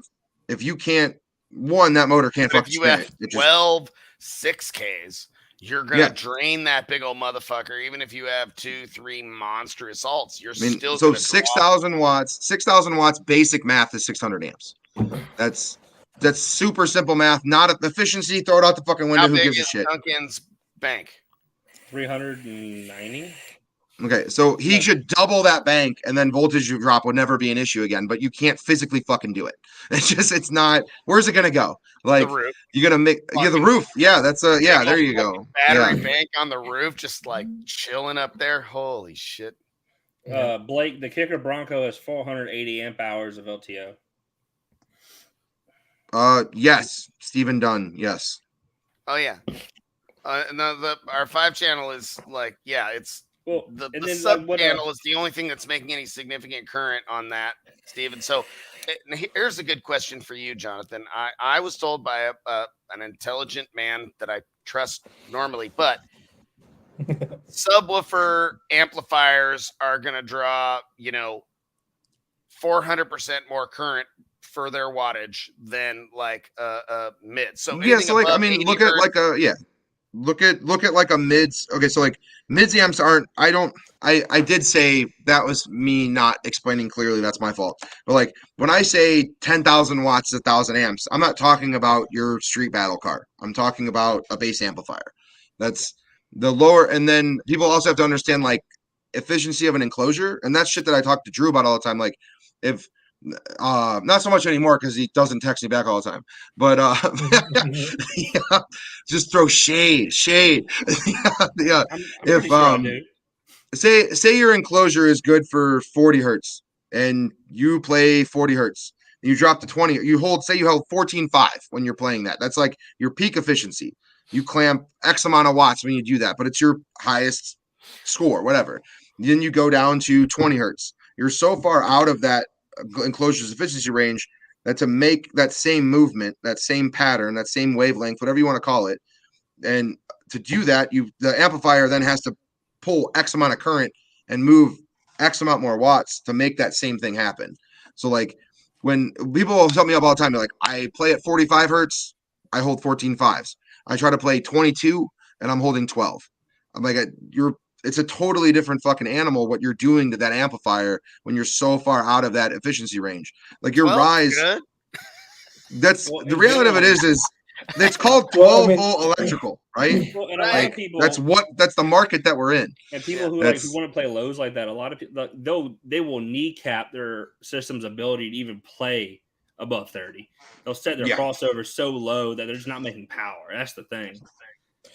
Well, I mean, is the reason also people just are spoiled because of frequency? Tired of it. Tired of it. Is that why like mids and highs amps use less? It's just because of the frequency response, or it's because you'd have to talk to an amplifier designer at that point, but that seems like it. Because they're not. Because I mean, like, isn't 1,000 watts 1,000 watts? That's like what I don't really. I mean, I guess if a mids amp is producing 1,000 watts, but that's the thing, it's not producing 1,000 watts. But it takes more amperage, and takes more. I've never seen a 5K mids amp pull 5,000 watts. It's pull like 500. What it is, so. But that's the thing. So is it ever really making 5,000 watts? Playing music? No, never. Not even close. So then, like, what is the point of even rating a mids and highs? Because, like, I've clamped mine before. Ask Teramps, because I fucking don't know. I think it's almost all marketing. Because have you heard the Teramps like 15 amps that fucking slammed? Oh God, it's like. Of course. I'm like, I'm gonna I'll go and I'll stab all the speakers in it. That's why I'll be like, here's the money to buy new ones. Don't play it until after this event is over. That's why I asked to part next to Kicker last year, because I knew that Kicker was not going to let them people aim stunt walls at him. It just wasn't going to be a thing. They would buy their vehicle, light it on fire before they let them do that. They definitely messed up that one year. The year it rained really bad. That was like 19. Rainology, dude. Rainology. Yep. And then after that, they never did that again. Thank God. That was the year that I was right across. What did they do from them? I wasn't like in the same place, and they were all directed at the same direction. And if you were anywhere within, I don't know, a quarter mile, anywhere at the fucking audio area, you couldn't hear anybody. It's like it was literally, dude. I was yelling to people 4 feet in front of me what color and size shirt they wanted, and I couldn't even hear what the hell they were telling me. These stunt walls are like 200 yards away. Seriously. That was the first year that my dad came to Slamology, and he's like, "Is this like this every year?" I'm like, "No, I swear to fucking God, this has never happened before." I swear to fucking God. He's like, "I don't believe you, just so you know." Yeah, he came the next year and found out that is not how that works. But that's just that was they lived and learned. We all got to experience that, bro. So, okay, do y'all want to talk about the drama occurring in car audio? Yeah, let's go. What are we talking about? What drama? I don't follow any of that shit. Okay. Tell me. I've just been made aware of this in the last couple hours. Oh, God.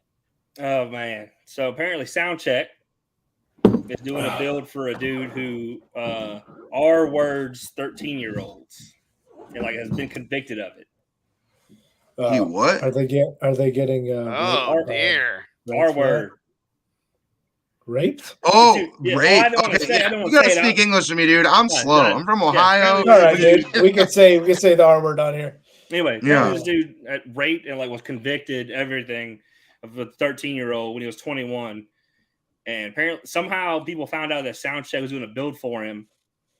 And it's on Basehead Life right now. That's what made me bring it up, was that it's so public. It's on Basehead Life forum right now. I did not even know this was happening. Is that the and then this was brought up with today? Apparently this was brought up with Hank, and Hank's reply in the comments was business is business. Is what? Business is business. Did he know beforehand? I don't know. See, I don't know all that. Oh, look, no, I'm actually not talking about. I'm actually not talking about Robot Underground. That's a different dude. Yeah, he's just a pedo. He's never been convicted though. He just admitted to it publicly. This dude was. Who's convicted. that? Who's Robot Underground? I don't know who that person Patrick is. Chandler. Oh, that dude's a creeper. Yeah. Okay, I got you. I know who that is. All right. I didn't know he had like a company. That's like a Robot company? Underground. Yeah. Okay. It's a mess. Anyway, so I bring up the Soundcheck stuff only because it is popping off on the forums currently. So if he knew, if I knew something like that, like that's the thing, like I don't handle our sales like Melissa does. Melissa doesn't like background check everyone that fucking buys something from us. That's yeah, you can't do that. Like, and she's not into the audio. She goes to shows with me. She has a good time. She gets drunk, gets a little high, has a good time, but doesn't fucking shout out to Dan Current for the Nerds Rope. That was a great night.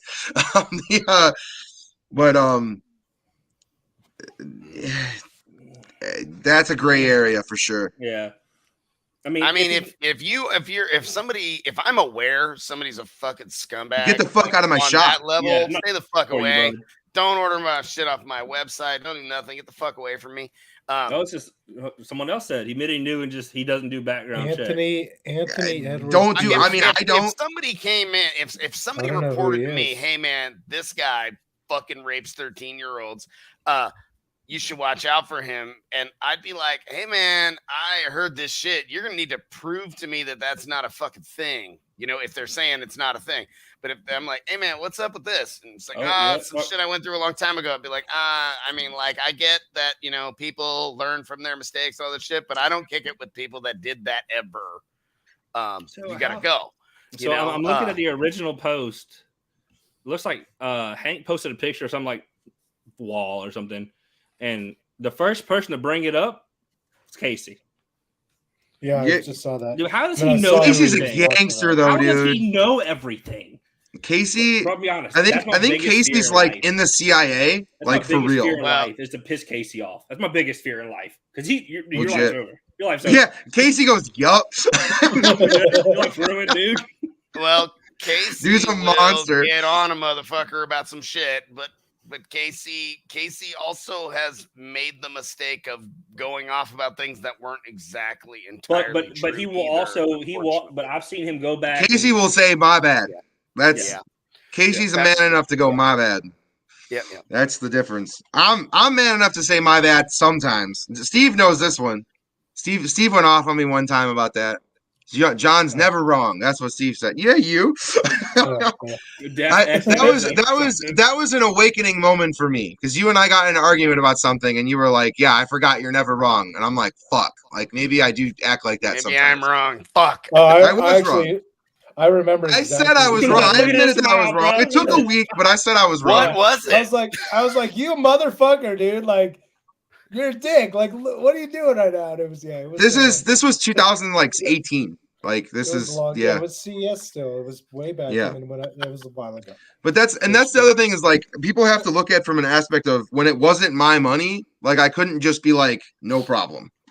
Like you don't see as much shit about me anymore because that's just how I look at a lot of things. Like okay, whatever, $80. I mean that's unfortunately how it was with that wall that Ross picked up. Was just it's $1,000, however much it was. It was like it sucks, but it's not worth it's not worth it. Like I'll sell it. That to me would be worth it because that's not your fault. But I knew I could have made. I knew that I was going to sell it in the end. I knew I was going to get something for it. You know, with something like that, Drew, that dude is like all proud of himself, and I made him pay for it. And like probably anybody he tells the story to is like. You're a fucking chump. Call me a chump then, because I will argue with any form of a favor or anything else ever. You're a fucking buster. But luckily he was in close enough to Roth where he'd go get it, and then close to John, so he could sell it. So I mean, it worked out. Yeah, it worked out. But I'm the kind of person that if you order something from me, I have blown $1,000 on some dumbass did nothing nonsense. Like thought it was going to be fun, and then spent $1,000 and been like, God damn! Bro, I bought so much detailing shit. But did you go? I want my money back when you were done. No. Yeah, because you're not a bitch. No, I don't do that. I'm not a little bitch like that. I'm not $400 water filter. I kind of want my money back. I've only used it twice. Kind of mad about it. But I'm going to trade the $400 water filter to get Brandy's car polished, so it's fine. Mission accomplished. Mm-hmm. Fuck it. No, like I had a guy recently comment on my personal Facebook page saying that he wanted a refund for an alternator that he bought a few months ago that he couldn't figure out how to install.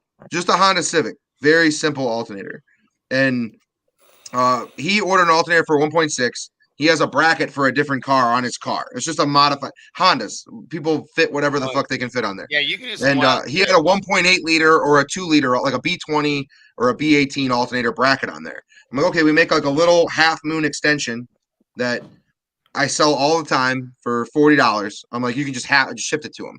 I'm like, just take it. You already bought the altar from me. Don't even care. Take it.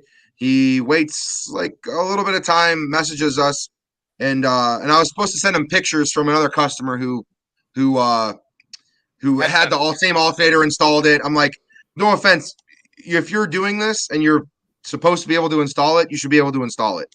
If that's why shops exist. That's why Gately Audio exists, right? Like, if you don't know how to do something, you pay someone to do it. So I told the dude, our normal labor rate is $189 an hour. That's what we charge for installations. If someone, I told him $129 an hour, message us for it'll be I'd build them 2.5, which is, it's like a maybe a 2-hour job for me. For him to do it, clearly he spent hours on it. He couldn't figure it the fuck out. The free option isn't working. You got to bring it up here. And then he he told me to suck his dick, called me a faggot, like all this shit. I'm like, deal still stands, you know, $129 an hour for 2.5 hours. I'll handle it for you. Like, that's the kind of shit where I put my foot down. I'm like, I'm not going to refund you. You're going to fucking pay me. That's where I'm at with that kind of shit. Yeah, Drew's situation, I wouldn't have been as nice as Drew was. Yeah, it's not your product or it's not the reason this shit's not working is not something you did. So he couldn't figure out how to use the extension to extend the factory extension bracket. It's just crazy. What's DTX, Casey? Directronics. Oh, I see.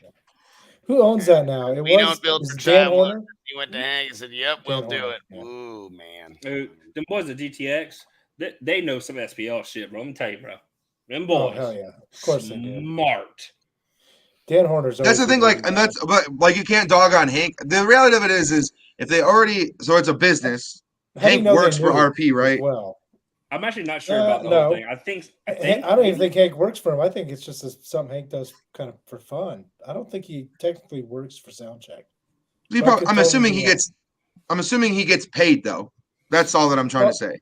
I guess if he's doing jobs for them, yes, but I don't know if he's technically. You're working for him, and that's like Roth. Roth doesn't technically work for me, but Roth gets paid to do things for me. And people that's probably the level he's on, if I had to guess. Because I don't think you're good friends with someone like. Yeah, I pay Roth what I think is fair and what he thinks is fair. They probably have the same kind of situation.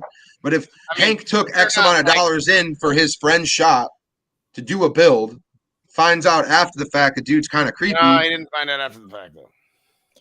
Well, if he found out before the fact, that's weird. Like, when I looked at the guy's name and shit, I didn't know that was his MO. But, I mean, I don't know. I mean, I personally don't know the background on everybody in audio, so maybe they didn't know. I don't want to assume that they knew and said, I don't give a fuck. Which is why. Well, I mean, they said that they read. I mean, isn't that what was said? Like, well, he said business is business afterwards on that post. But, I mean, let's say you're that deep into a build already, and then you find out the guy's that. What do you do now? Do you just say, like, hey, bro, I found out. I mean, if I'm in the middle of the fucking bill, it's going to be a big fucking problem. I don't know. Maybe I'm like, here's all your money back, and I'm taking all my shit out. I'm like, get away from me. I don't want to have anything to do with you at all. I can't play that. I mean, I just look at it like if the build's already been started and the guys put X amount of hours into it and then paid X amount of hours, you can't just expect, like, Hank can't be like, RP, give this dude all this money back. Like, that's where that's Bobby Gately, devil's advocate shit right there. Fuck, did you think it was okay to come to me with your chomo ass? No, I'm like, you gotta get the fuck out of here. I can be like, apparently me and this dude have hundreds of friends in common. I've never seen his name before once, ever. No idea who he is. We're not friends on Facebook. I've never met the dude. I don't even know who it is. I mean, his face looks familiar. I think I've possibly actually seen and met him before. His name's Anthony Peterson. Where does he live here? Let me make sure he's not a customer real quick. He lives in St. Paul. Just like, hold on a second. He lives up That's a very common name, though. He's not my customer. Hey, Bobby, text Andrew and see if he knows him. He's not my customer. You don't know why? Because RP don't buy designs from me. It's really rude, honestly. Like, Hank's got a brain on him too, bud. Bro, fucking Hank, dude. I like Hank. Hank's one of my buddies. So. Bro, Hank. I've never talked to Hank before in my life, but that dude can build some shit. That's fucking. You can't knock him on that one. Dude can build some shit. What's the dude's Hank's a profile? good dude. They're like fucking 20 Anthony Peterson. Yeah, I tried doing it too. I gave up. THF. I gave it 3 seconds of my Right. time. That's enough. Anthony It's THF Peterson. Oh, mine's just Anthony Peterson. Should be THF. He's got a sundown hat on, and his profile picture. Oh, you're right. There's a subs in the THF. background. That's my apology. It's just Anthony Peterson with sundown subs in the background. My apologies. PETE. It's just one T in Peterson. Yeah. He might have you blocked, old son. In He's Minnesota? like, oh, shit. Yeah, Minnesota. I've been talking shit about fucking time listeners pretty heavy, and the motherfucker might be like, I better just block him on the fucking... I don't even want Bobby to find me. I don't want to find out. Here, Bobby, I'll send you a link to his profile. He works at another shop and took it to Hank to do the build. That's interesting. Oh, see, yeah, you're right. Mach 1 car audio and security. Fuck that shop. Take it to the real OGs. Take it to fucking RP shop. I mean, hey Bobby, I don't think you can. That's one thing. Like, I don't think you can reflect that on RP shop based off of something that Hank said. That's my opinion of that. Right. I mean, I could say that, man, I'd be real surprised if they knew, like, for realsies, it was a big old thing. But I don't know. Sometimes people will compromise their integrity a little bit and be like, I don't know. I heard he did some bad shit a long time ago, but he walked in with $4,000, and all of a sudden and then they're like, shit, this is fucked up. Yeah. Bobby, I messaged it to you. Sorry, Facebook user. Whoever Facebook user is who bought alternators. Mwah. Yeah. Yeah, I don't know the whole situation, so I'm not. Hey, Facebook user, if you log off, you quit watching where you're watching and go to the quietly loud Facebook and watch it there, we'll be able to see. I could see your name and I could give you a shout out for realsies. But yeah, most of the time that'll work. Yes. Dragon Ball, what's that? Alts for Dragon Ball Super Escalade look amazing. What's that? Jim, did we do Hydro Dip? I think we did a Dragon Ball. I think we did a Dragon Ball Super Hydro Dip, but I don't think. Speaking of Jim, while you're here, bro. How come I don't have a billet alternator bracket? What the fuck? You gotta pay him money, dude.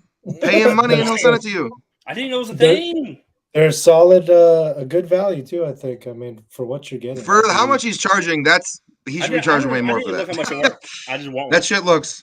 Don't care. That's fucking fantastic. I did get a price on the bars for like the Kicker Bronco for my Tahoe. And I about shit myself when he told me a price for that. I was like, yeah, those are Jim. I have an 04 Tahoe, buddy. Real simple. You got that? Just a 5 tree. It's a 5-point tree leader. Nope. Yeah. Those aluminum head unit cases he's making look pretty dope. Yeah, that's tight. Like, yeah, but when I saw it, or like a big thing that'll go on my side right here, and I can beep a bopple. That'd be kind of fucking cool. When I saw the bars, that I'll just show y'all a picture. I got a picture of them. Imagine that hunk of aluminum sitting out in the sun though, and grabbing it. That would probably burn a little bit. That's the only thing that's one thing in my opinion should stay plastic. the billet alternator brackets are sick though. You got fucking handles made of. I don't fucking know. Look at you gotta wear oven mitts. Jim, shoot me a text. I can get you pulleys. Bruh, just look at those bars. That's some sexy. We're the second largest AC Delco distributor in Northeast Ohio. That's a big ass bank, man. I didn't realize. 480 amp hours. That's large. What the fuck is that? What? The Kicker Bronco. Does it say Warhorse on it? Yeah, Warhorse. Yeah, those are the new amps that are coming out. Oh, I haven't seen any of those. We could talk about it. I mean, shit, we're allowed to now. They do 5,500 ish at 1%, but they're 3.6s. They're tiny, dude. They're like this big. Mm-hmm. Yeah, full bridge. Full bridge. They have so many cool features, dude. There's a couple things I didn't even know about, but they talked about them on their live, and I was like, "That's fucking dope." Like they're full bridge, but they're an in-house kicker design. Yeah, I saw that before it was even in a case when it was still like in a board, multiple different boards. Because years ago, before COVID, all this was really moving, and I did my tour of kicker at that time, and I got to see the boards and all that shit before all that. So yeah, it's like Drew said, straight up from the ground up. Board and all. They were gonna try to use like a SNI. They were gonna try to work with SNI, but SNI couldn't get something to where they wanted. So there's like, all right, we'll design our own again. Not a problem. But they got. See, that's the right way to do it. Gotta make sure I don't go the wrong direction. So this is the cage. It's like the wrong vehicle to build, but I mean, it looks cool. It's Bronco. I get it. I get the history or whatever, but I mean, there's way better vehicles to build than that. You wouldn't have to do all that shit. Is that the 2-door or the smaller Bronco, or is that the bigger? That's a 4-door. It's a 4-door, yeah. That's a real Bronco, not a Bronco Sport, yeah.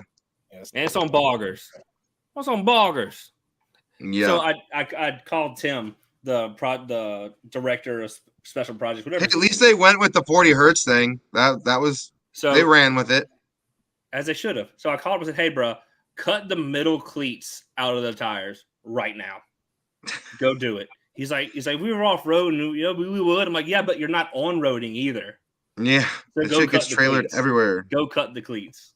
Their trailer was sick. Oh, side note, the trailer that they used to bring the Bronco to SEMA in this year got stolen at SEMA. I believe it. I can't believe it. I can. Well, not at SEMA. It happened at the Golden Nugget, which is yeah. So the first show that it's going to be playing at, like, yeah, but say you really can't believe that you live in Vegas. At the Golden Nugget, yes. At SEMA, it never would happen. But the Golden Nugget, yeah, you can't leave shit out there. That's just not smart. Yeah, it'll be turned up at Slam. Yeah, there's going to be a lot of. Cannot confirm nor deny. Allowed kicker builds. So that's a no. That was a definitive no for everyone that wants to posted videos of it, like knocking the dirt off of somebody in the door. All the dust from it sitting. Yeah, I got you. Like it was. I'm just fucking with you. It was like leaning in the door, and they're playing like they don't have any like bass music. They're playing like regular music, and like the first punch happened, you see just like a wave of like MDF dust come off the dude. I'm like, hell yeah. No, it's gonna be loud. Do we have any more questions here, or are we just gonna go off on a tangent? Tangent time. I say we talk about something completely not car audio related at all. Let's talk about you blowing up your side by side, bro. What's up? What? Someone blew up his side by side with 57 miles on it. 51.6 miles to be clear. How the fuck did you do that? I was just driving it. The timing chain blew up. They blew a hole in the side cover, and Polaris is saying that they may warranty it. They may warranty it. Yeah. It's the Pro R too. The Pro R Ultimate. Nice. So $43,000. Jesus Christ. New engine from Polaris is $16,000. How much was that side by side? 43 grand. Sir, you send me 43 grand, I will deliver you a crew cab S10 with a blown big block that will just smoke that fucking thing. No, that thing rides like a Cadillac. It's beautiful. Sonoma will not ride like a Cadillac. It rode like a Cadillac for 51.9 miles or 0.6, whatever it was. Yeah, I feel like if you went and got you got any images of that? Rhonda said she hasn't seen any fails lately. You got any images of the fucking side of the block blown apart? What you got? Not that I'm gonna post anytime soon. I feel like for water cooled alternator you spoke over, that is, you have to have a rear billet large case to be able to use the water cool option. Which looks like, give me a second. Blah. Oh, I didn't time it right. No, I have to.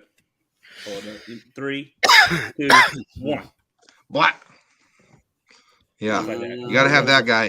So basically, that whole curvature, it follows that, and it basically just all the heat that's generated is generally at the rectifier, which is where the rear frame is obviously attached to. That's held on with 4 different points, and all of the heat basically just wicks away from the water cooling. It'll come with its own water pump and heat exchanger. The heat exchanger is about the size of, say, yay big. Like, where put does your that hands go? Together like this. Does that also go under the hood, or does that go somewhere else? You can put it wherever you want. I'd recommend it under the hood because the hoses will be longer. No, bud. Those are my alternators. Yep. Those are mine. I built those with my own fingers. Unless you spend some money Lorenzo, no, that shit will not work on the Econoline. We can make it work on the Econoline. What I was But told, them rear billets be like this. is if You got Lorenzo money. What are you looking at? If you LS swap the Econoline, you can get them real easy. No, we can do rear billets on the Fords. Water cool alternators are stock on some vehicles. Yes, it is, and it's not an April Fool's joke. We have some that are out there, and yeah, just making sure that everything's all hunky dory. I don't like just releasing shit. I like to beat the fuck out of it first. But yeah, we pour over the right way to do it, in my opinion. 18. I mean, what you had Drew had the 425s for probably 6 months before I released them to the public. Why were we all zoomed in on Drew's face for a second? I was like, "What's happening?" I don't know. I enjoyed it for a second, though. I'm be honest with you. I was like, I was like, hello. I'll just put this back Boing. away then. Never mind. That's right. Put it away. That's right. I don't know what happened there. So I'm gonna need almost the done. 2 300 XXLs, and I guess I'm gonna need a dual alternator external regulator for the nitro too. Shit. Yeah, you're getting that too. Calm down. Or I'll just run blue boxes. Fuck you. Don't have. It's only a great idea according to what we just learned. I need a new regulator for sure. But you don't make an alt for my stock location. I think we talked about this, right? We can make a bigger alternator. We can fit a large case on your factory location. You just that water cooler line that's behind there. You got to bend it. Okay. Got to give her a little tweak. Hit it with a hammer. I should do that, and then I'll be running triple alts instead of 2. We have a thinner plate rectifier. Hold, please. I'll grab it. Okay. Yeah, but can you? So, like, my problem with the triple alternators, like even the Tahoe, I have to have a brand new belt, and I get like 2 months most before I start having belt slip again because of belt stretches running 3 big alts. Yeah. I mean, I necessarily don't even need mine it. are external regulated. My stock location is internal with a voltage knob, just so it keeps the battery light off. It's a little more. Pardon the dust situation, but this is a normal rectifier, pretty thick, beefy boy. This is a thin plate rectifier, about half the thickness. It's no higher than your solder joints on the back, so it saves you like half an inch off the back of the alternator, and that's how we can fit the large case on yours. Jim, I have tried every belt under the sun on that thing, and I haven't broke any. They just, after about a month or two, if I run all 3 alts at once, I can't basically. So hear me out on this, and this is something that Hunter doesn't like me anymore, but I like you, so it's okay. Pre-stretch the belt. Pre-stretch the belt. Get a shorter belt and pre-stretch it. Literally hook it up to the hitch on your fucking truck. Hook it up to a telephone pole and just let it coast. Pre-stretch the belt. That way a longer belt will fit. The reason why that's happening is because after about a month, your belt is stretched. It's beat the fuck.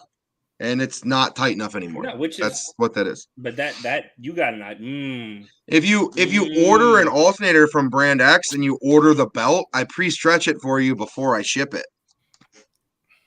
Okay, so what's the pre-stretch process? It costs about 3 times as much as buying a belt from the parts store. But if you're lazy and don't want to get one, that's your own fault. No, give us what you do. Your toe hitch and just let it. Yeah, but for how long? How long do you? How much are you stretching it? One yank, literally one yank. Like if I literally hook it up to the hitch on my dually and hook it up to a telephone pole, and I just let the car sit and drive and just kind of. Yes, that's what he's saying is that get a belt that won't fit because it's just too tight. Yes, you can pre-stretch them. You can use heat. Genius, you can use heat to do it, but that can fuck with the.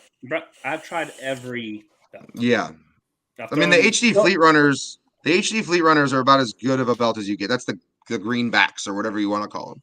But yeah, do you think I would be better off just keeping my 2, whatever you built me, 400, 420s or whatever, and leaving the stock alt is almost just a pulley and not doing anything, or would I be better off with 3 alts? The motor won't like 3, but fuck it.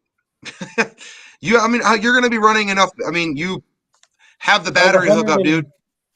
Yeah, I mean, I have 120 amp hour of SQ cells. That's basically all I can fit. But put it on the roof. But how much power are you going to be running?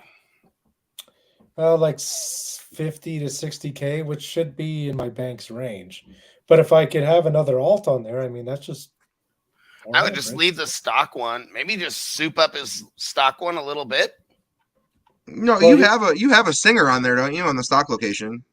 No, it's just a regular stock because it's the. I thought, one, yeah. You know? No, we can. You can do a small case. We talked about this before, but you can do a small case in that location.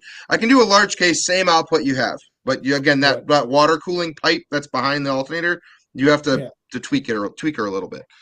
Even with the small case as well, right? Either one, I'm gonna have. No, the small case fits direct. That's just take it off, put it on.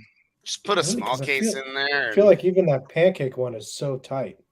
Yeah, no, the small case hairpin is right. It's don't get me wrong. The plastic is touching it, but it's not going to hurt it. Okay. Whatever John says, just do it. That's what I started doing. Send me one of those NXTs to play with, and then I'll fucking send you the alternator. I'll talk to you about that later.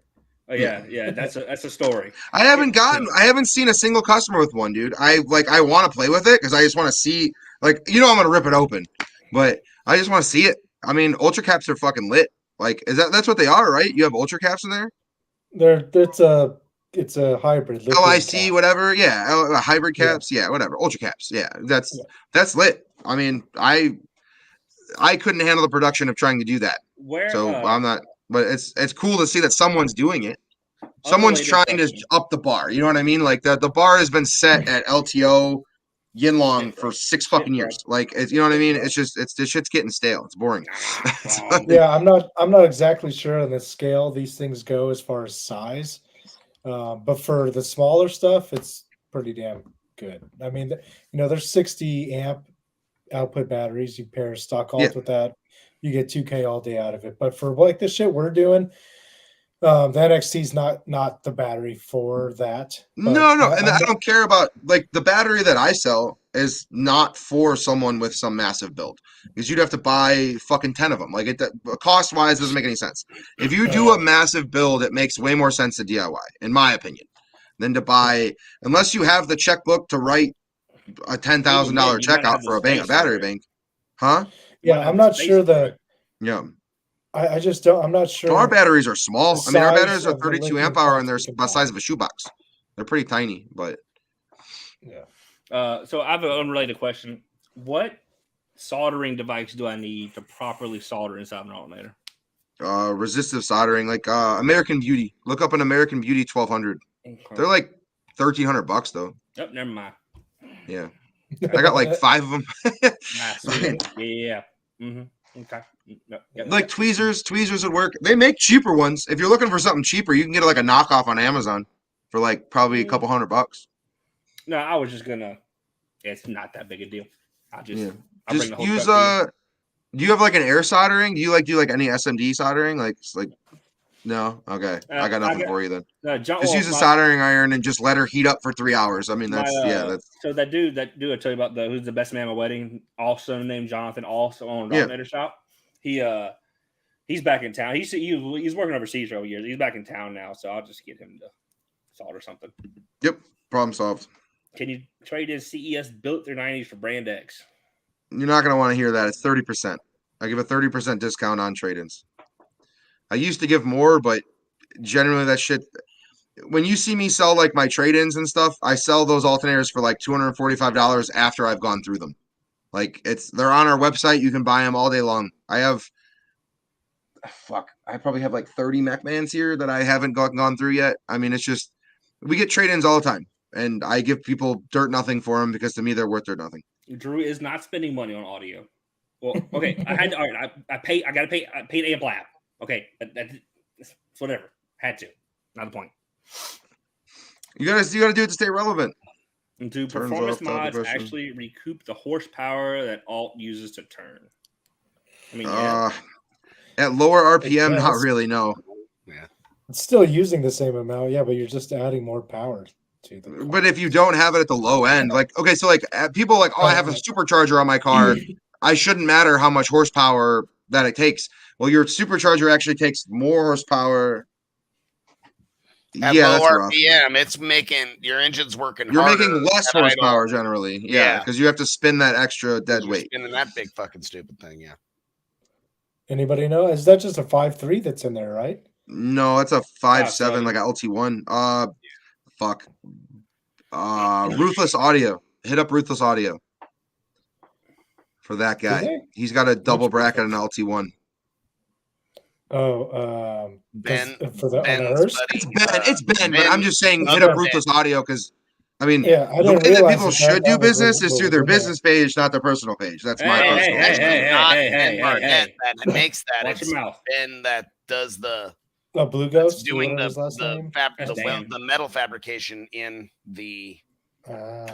I don't know his name. That's why I'm saying hit up Ruthless because I know that Ben can at least point him in the right direction. I'd love Ben to sell him that because I like to see business people do business. But that's the yeah. There you go. Yeah. Also, yeah, And godsend. there's nothing wrong with Headway. I don't know. There's Headway's fine. I've had a few people be like, "Oh, Headway, blah blah, garbage," but then, and I don't know shit about Headway. But one of my buddies, Brad, that he builds his own packs. He's on a pretty tight budget, and he's got a lot of time on his hands. He built his own batteries, used all Headways, and if you buy new Headway cells for the appropriate amount of money, they are great. If you are buying those beast packs, like expect to have potentially a dead cell in your pack. Or he checks them all out as he goes. He kind of matches them. That's the right way to do it. Yeah, buy a couple of them, test them all out, make sure everything's all good. You get an internal resistance checker for like battery cells. It's not expensive. They're like $50-$60 on like AliExpress, etc. I'm pretty sure he has that. I think he mentioned he had that gizmo. Yeah. Yep. So anyway, nobody wants to. There's nothing wrong with C-Max. Wants to use that cells. Yeah, nothing wrong with C-Max at all. Used appropriately. That is not a end-all be-all for every car. If you have a 2020 Honda, don't get that shit. Get something else. But well, that's because they're so super cheap now. I think, Jim, the Headway cells are so inexpensive. That's why they make sense. The reason why they came back, Jim, is because of people can buy those beast modules, those like used 48 volt packs and 24 volt packs for like I think a couple $100. Yeah, it's super inexpensive, and you just got to check your cells. And the guys that have enough time on their hands to sit there and fuck around and match the cells and figure out which ones are all good and put together the whole fucking thing and balance it and do all the stuff, then it makes sense. But I don't know, like, can you imagine if somebody was like, "Hey, I want you guys at Gately Audio to build this Headway fucking bank for me," and I'm like, all right, and there's fucking Colt looking for $185 an hour, and he's sitting there bolting it together. You're like, bro, you do it, dude, so do much. it. Make that shut. Yeah, fucking battery. Yeah.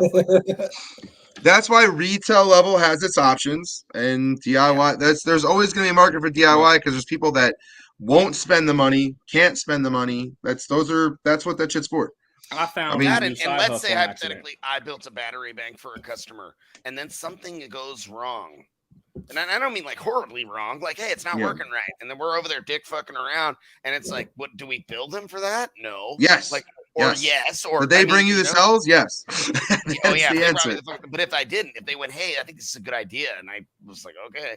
But where if we put a limitless battery or 2 or 4 or fucking 8, then something's wrong with one of these. And new cells are still like 20 plus, Jim. They're just yeah. So I found a new battery side hustle on accident. Jump starting big rigs started it. Yeah. He was talking about jump starting big rigs. All right, that started it, and now the one at least 2 mobile mechanics want an 80 amp hour LTO bank with OFC cables, and 2 big rig drivers want some 40 amp hour banks for starting. No, just sell them a NOCO, dude. Done. No, they tried NOCOs. They tried all that. I showed up. They didn't get those GBXs. Those GBXs are 16.5 volts. If that doesn't jumpstart it, you're gonna catch someone's car on fire if you give them anything more. My buddy messaged me Friday night. He's like, "Hey, you want to make some money real quick?" I'm like, "Yeah." Well, I'm like, "Well, doing what?" He said, "I jump started another big rig. I jump started his like last week." I was like, "Yeah, same spot." He's like, "Yep." So I pulled up with the little 80 amp hour bank, just not even in a vehicle, just in a like pack out box, and some 0 gauge cables I made. And they were like, "Man, we've been trying for 45 minutes to start this truck." I'm like, "All right." 23 seconds later, that motherfucker running. No, it's. I'll tell you. And the, Yeah, and the mechanic's like, it. how much? I said, that battery probably costs like $1,000 to build, maybe a little more. He's like, I want a price with those and leads just like that. 2,000. Okay. So you're underestimating how much that NOCO, the actual NOCO pack is for jump starting semi trucks. It's like $5,000. It makes sense because he was. Well, man, I think I told you. When people say they tried the NOCO, they didn't try that one. That one.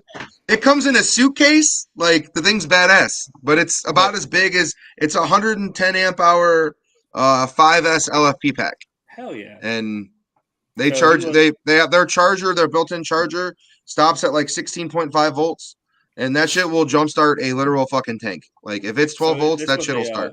This is a 14-liter Kenworth, and apparently hadn't been started in 3.5 months, and there was a whole situation. And I was like, all right, well, I mean, I'll try. So where's that happening? Yeah, I mean, like we sell Stardalls. That's kind of where we got the idea from the alternator thing. It's basically a 25 horsepower Kohler engine that runs 400 amp generators, and that's what you're supposed to. It does 12 volts, 24 volts, 48 volts, and 64 volts. That shit will start a locomotive. Jesus Christ. And that's the other thing. Like, so people will like think that car audio alternators are expensive. When I sell locomotive alternators, that's $16,000. What do those look like? Big Lee Neville alternators. You've ever seen Lee Nevilles before? Big semi-truck alternators? Bro, there's two 32-volt alternators, and then it has a series conjunction box. Hey, can we run Lee Nevilles on my Tahoe with the external rectifiers just to fuck with people? Yeah, we could. That'd be hot. I think Blue Ghost actually has a bracket for that. That'd be hot.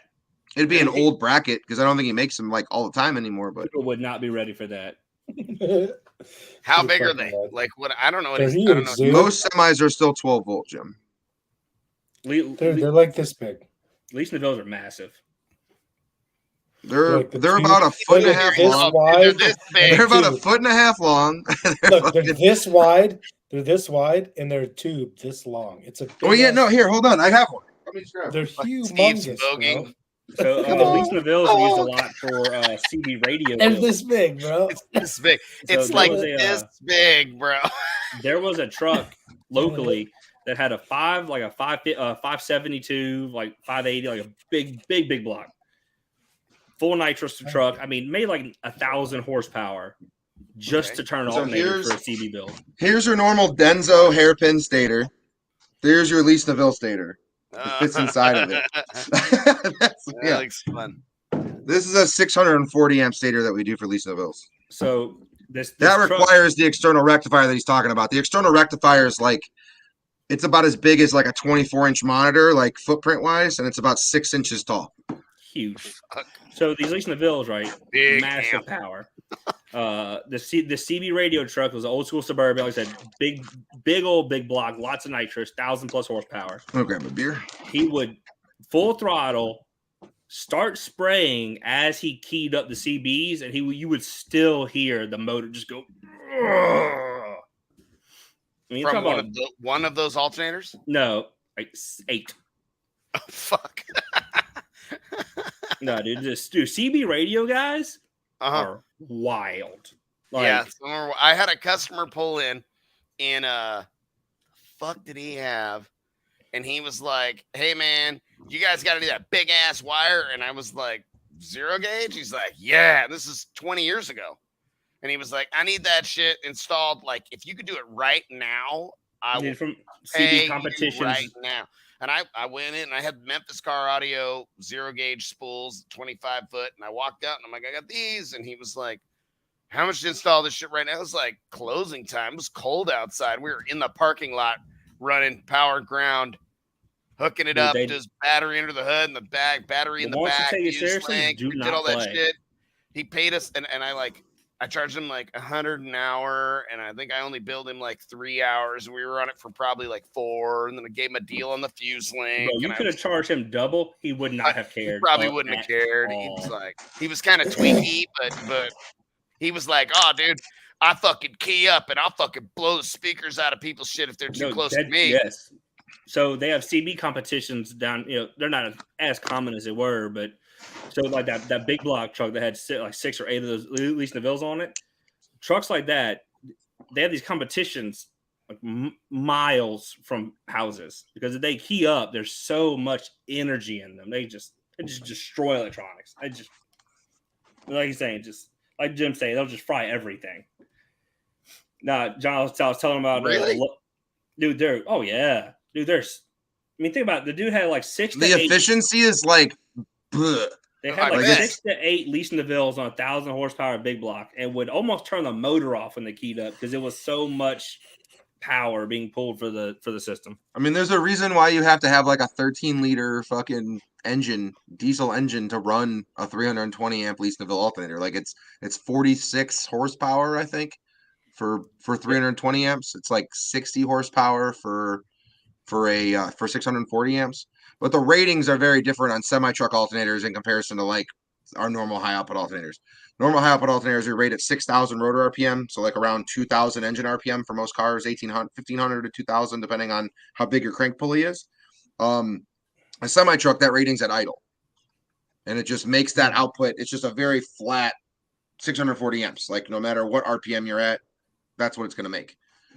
But you need that in a semi-truck because most of the time, if you have a big reefer unit or something like that, and you go to California where you are in your Nazi state, you're not allowed to run like generator reefer units anymore. You got to have battery banks.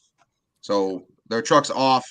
They have isolators. That's when isolators make sense. To get back to what you originally said something. I would do battery first. Batteries first always, and that's coming from someone who builds alternators for a living. You had to pick battery because your alternator will not keep up with the demand of the amp fast enough. Or you'll cook your battery trying.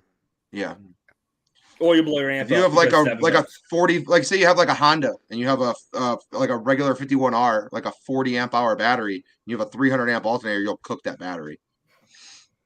Like a lead acid, you'll burn it right up. Yes. But that's inefficiency and just crazy signal noise that CBs they're just dog shit. Like the technology has gone up so much in like car audio, but it has not changed in CB at all. That's fucking. You still have little pill boxes with fucking tubes and shit. 1,000 watts of like HF radios. Wild what fucking humans will do. So much power. So when I was working overseas, we in Saudi we were building C-cans. So basically, the shipping containers. There's one on the back of a flatbed, and it always had an accompanying truck that had a pair of Cummins generators to power it. Inside the C-can were a pair of 1,000-watt HF radios. It was enough power that when we were tested, we would have to rope off like a quarter-mile area and tell anyone, don't stand on either side of the building, or you might not have kids. Really? It's a lot of energy. Go to like a TV or like a TV, like an old school, before digital, all that shit happened. When you were still like broadcasting from a satellite, just to shoot off like your normal like channel 43, channel 5, like your normal flip through channel stations. They would have a guy that would he had a broom and he would wipe off the dead birds off the satellite dish because they would fly through and just die and just flop right on the fucking dish. And it's crazy, and it's so much like the frequencies are just. It has to do with frequencies, and it's above my head. But I'd be all, a little bird. God, it's like, hey, we gotta turn this off. We're killing Saudi. No birds in Saudi Arabia. I checked. Yep. But so we built 20. They're all dead from the radio waves. Exactly. We built 20 of these trucks, and I was like, man, this is a bunch of communication. Like 1,000 watts, you can talk to yourself around the planet 4 times with no issues. I said, I asked the question, I said, why do they need so much power?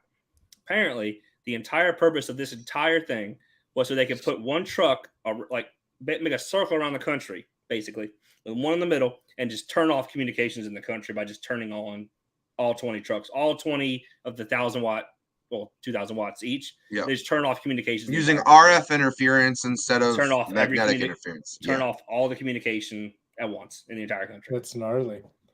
That's pretty cool, though. That's badass. Oh, yeah, that was all U.S. equipment. These super expensive. Fuck you units.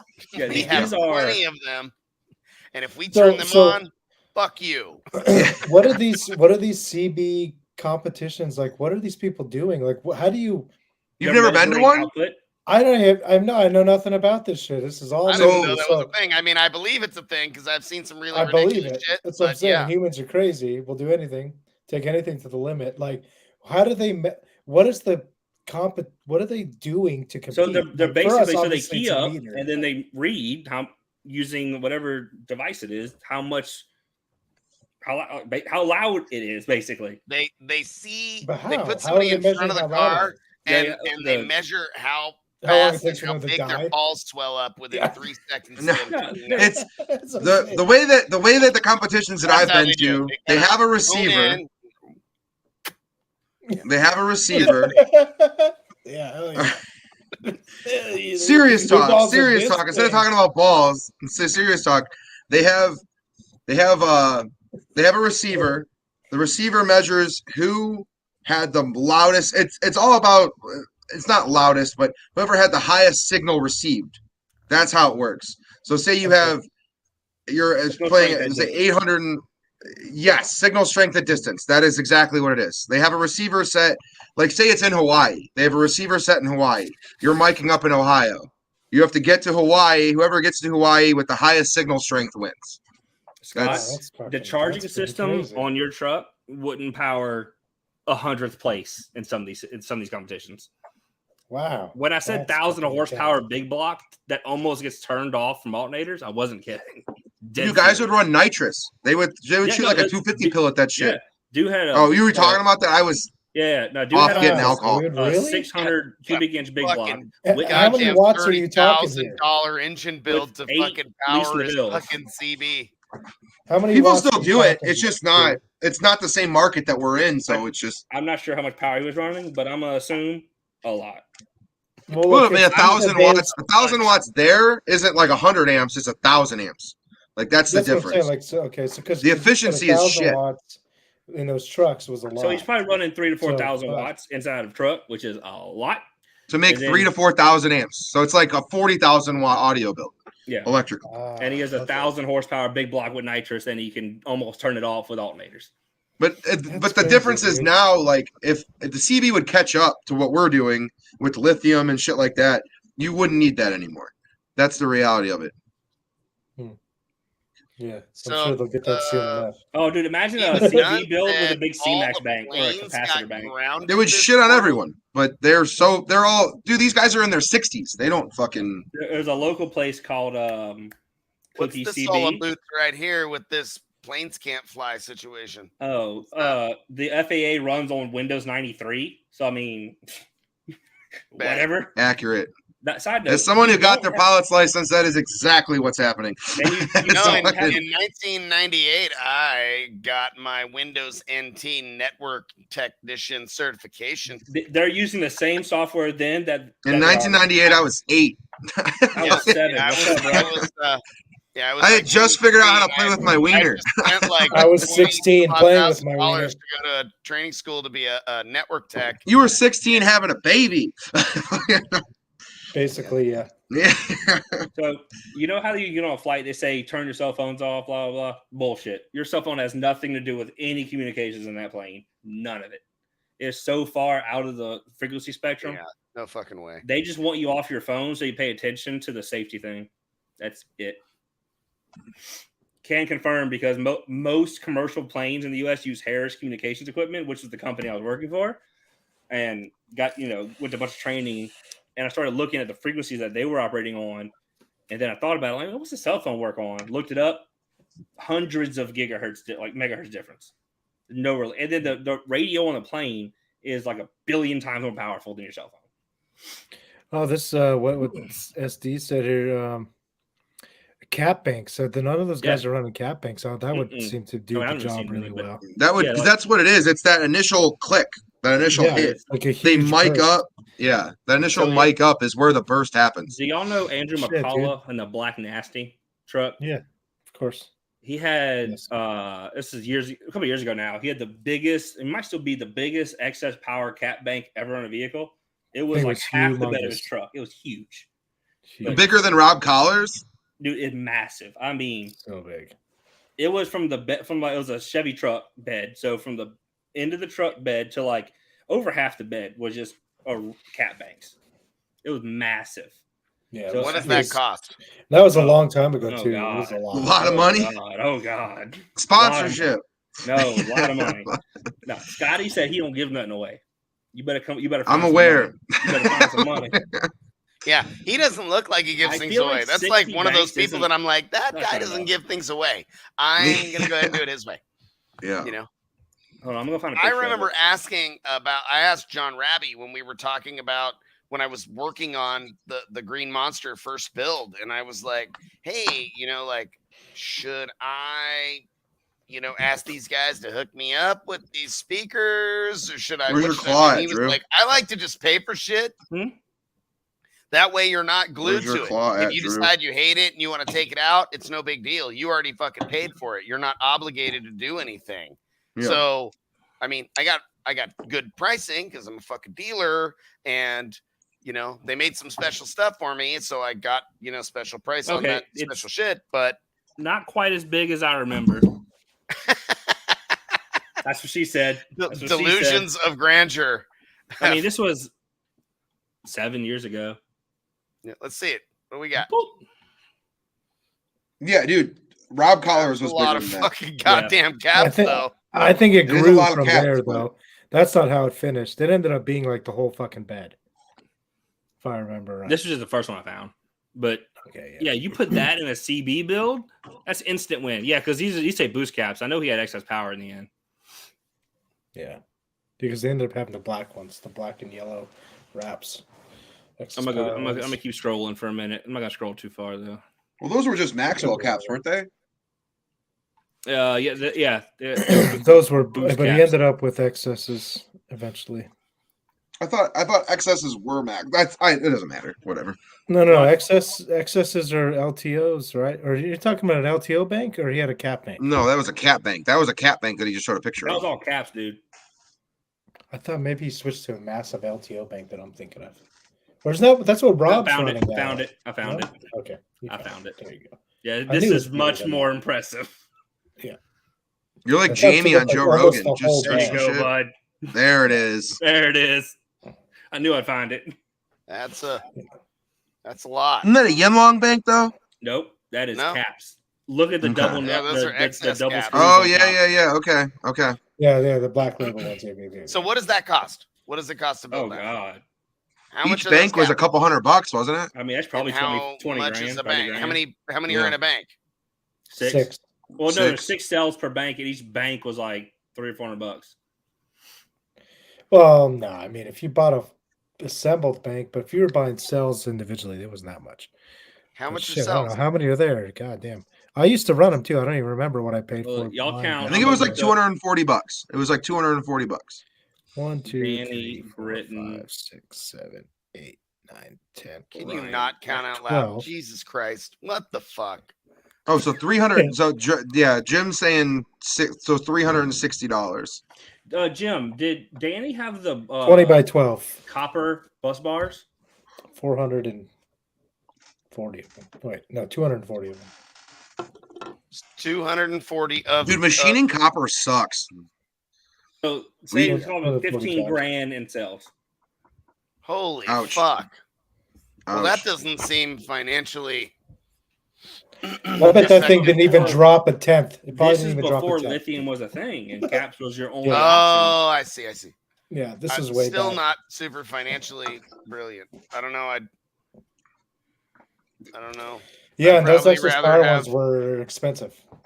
Yeah. 10, I know I posted a 31. picture of Danny's of that copper one. I think he. I mean, remember Excess Power's first lithium battery? Wasn't it like $4,000 yeah, for like a super 30 expensive. amp hour battery or something like that?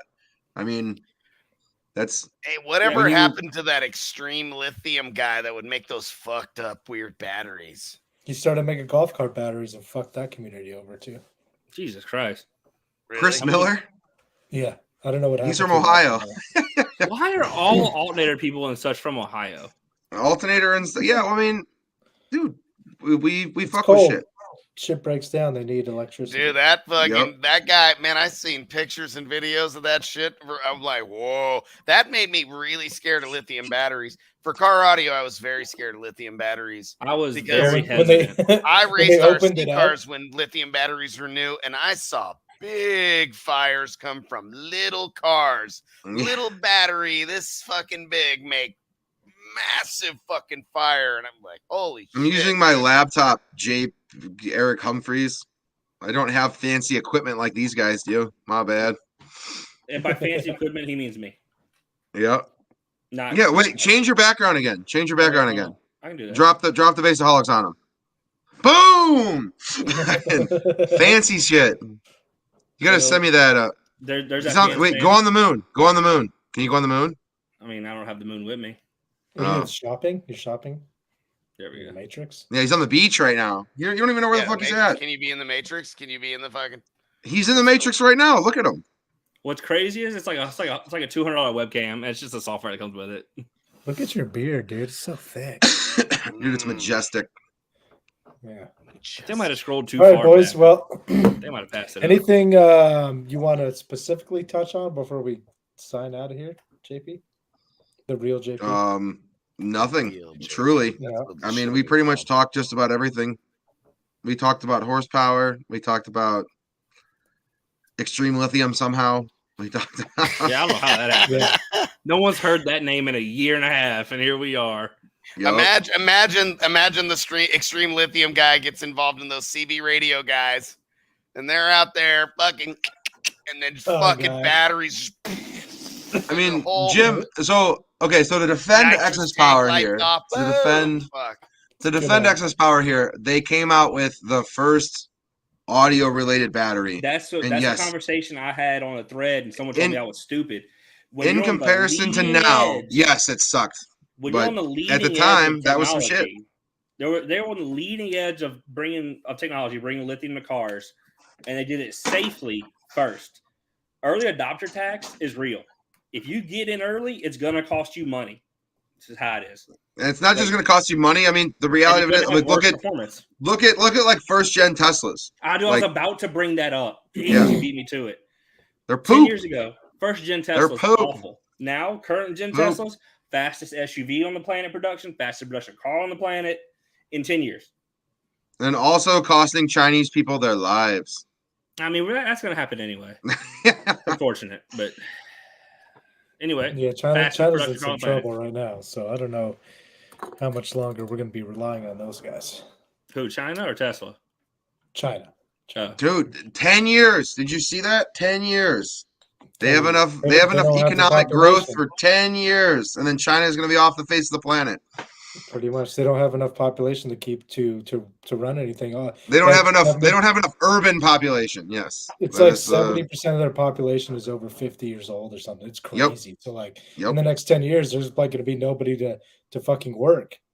Well, that's also China's going offline, and they're all living to be like a fucking 100. So and then you're in a state where you're in not a state like I guess you call it a state. Right. You're in China where they like just give like 50 fucking 8 years old. They're like, I gotta make a baby. Yeah, and they're all.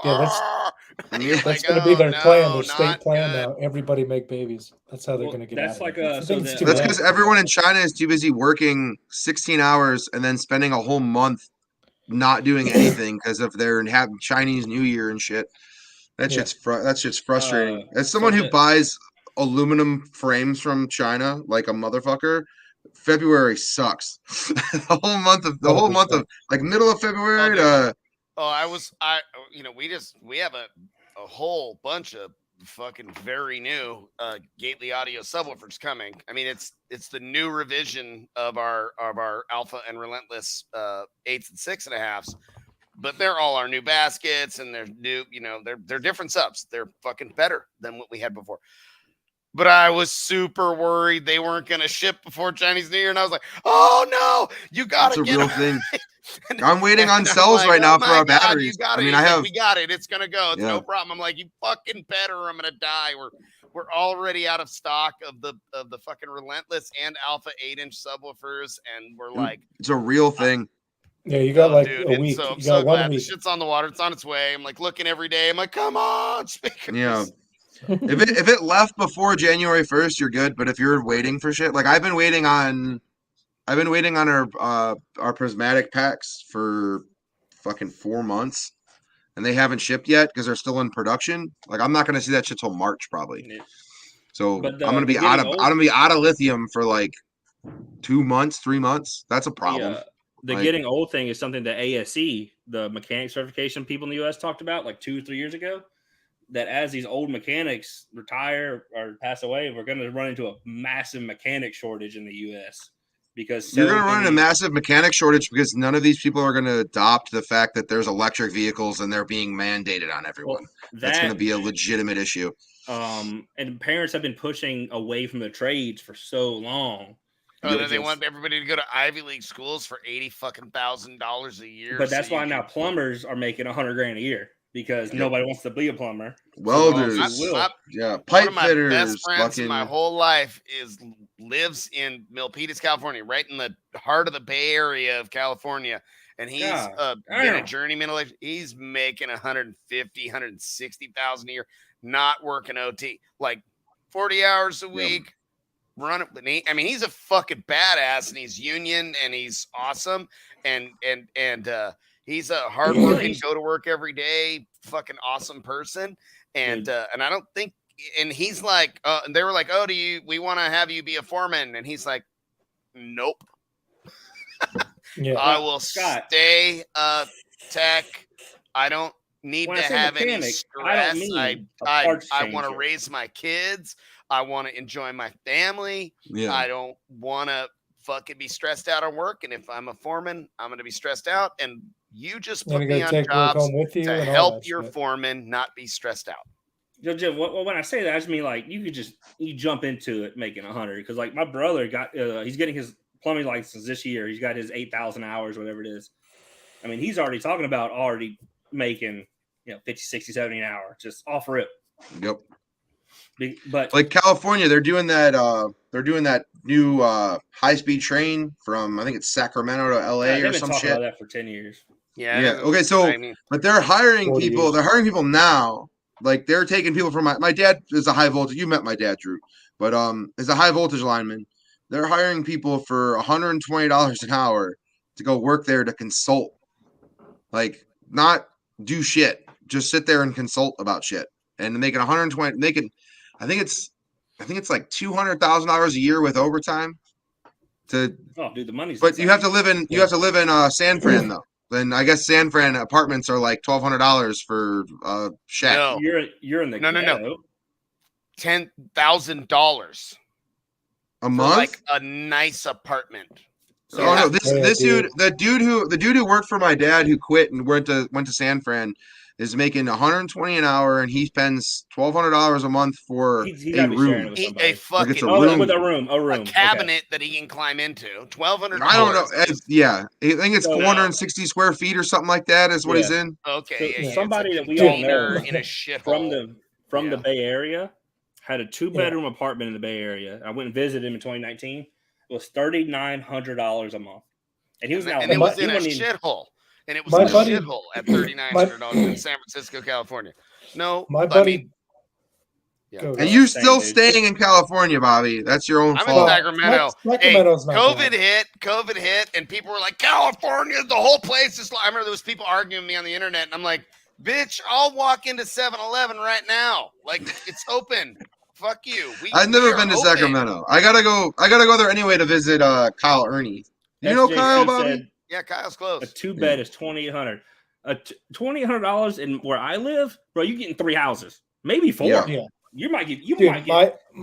My buddy just bought a house in San Fran, his second one that he's redoing. How much? He paid $1.3 million. Disgusting. Guess how many square feet it is? And guess when it was 900. 1,000. It's not 980 square feet, and it was built in like 1932.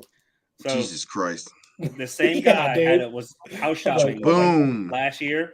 He had a budget of 1.2. Couldn't buy anything. I said, dude, bring your 1.2 million. Buy my street, the whole thing. Rent them all out and live in the last one. Yeah. Your wife, who has to go to the office twice a year, just private jet her to the office twice a year. And you'll still, I mean, granted, you might flood, whatever, it might be a hurricane, it's whatever. Yeah. Whatever. Yeah, you might die. Yeah. Semantics. But you have 12 houses. Bobby, your area is kind of similar to, I think Vegas. Sacramento's probably the more reasonable spot for a big city in California. I live in the 49th poorest state in the U.S. You live in the 50th. I've been to Louisiana recently. 49th. Mississippi's poorer. Thank you. Duncan keeps that level up higher just with his money. Yeah, I'm pretty sure Duncan's the reason they're not negative on a list that doesn't have negatives. Yeah, they didn't get Duncan's last year in, so now you guys exactly. Duncan hadn't filed taxes yet. Yeah, Duncan hadn't filed tax in 10 years. That's what it is. Oh, poor Duncan. All right, guys. All right. Well, John, thank you for having me on. I appreciate it. As definitely have to do it again. I don't think we touched on much electrical. We had just bullshit the entire time, but that's more fun for me anyway. This is what we fucking do with this show. If people don't want to hear us talk nonsense and fucking watch Steve, bro, people have to pay you to live in Ohio, bro. We know how it is, dude. We know about Ohio. Okay, first off, you came to Ohio and you said that shit was amazing. Yo, that bar we went to was kind of nice. That place. We got good. We got food and we got alcohol. You need to throw a Brand X show. Not that many people want to go to Ohio. Late July would be perfect because we should have a show. No, they need to move Slamology. They need to move Slamology to Summit Raceway Park. Well, that's what they need to move it to. Well, then you got to tell we need Tommy to have a show February on the lake, on the ice.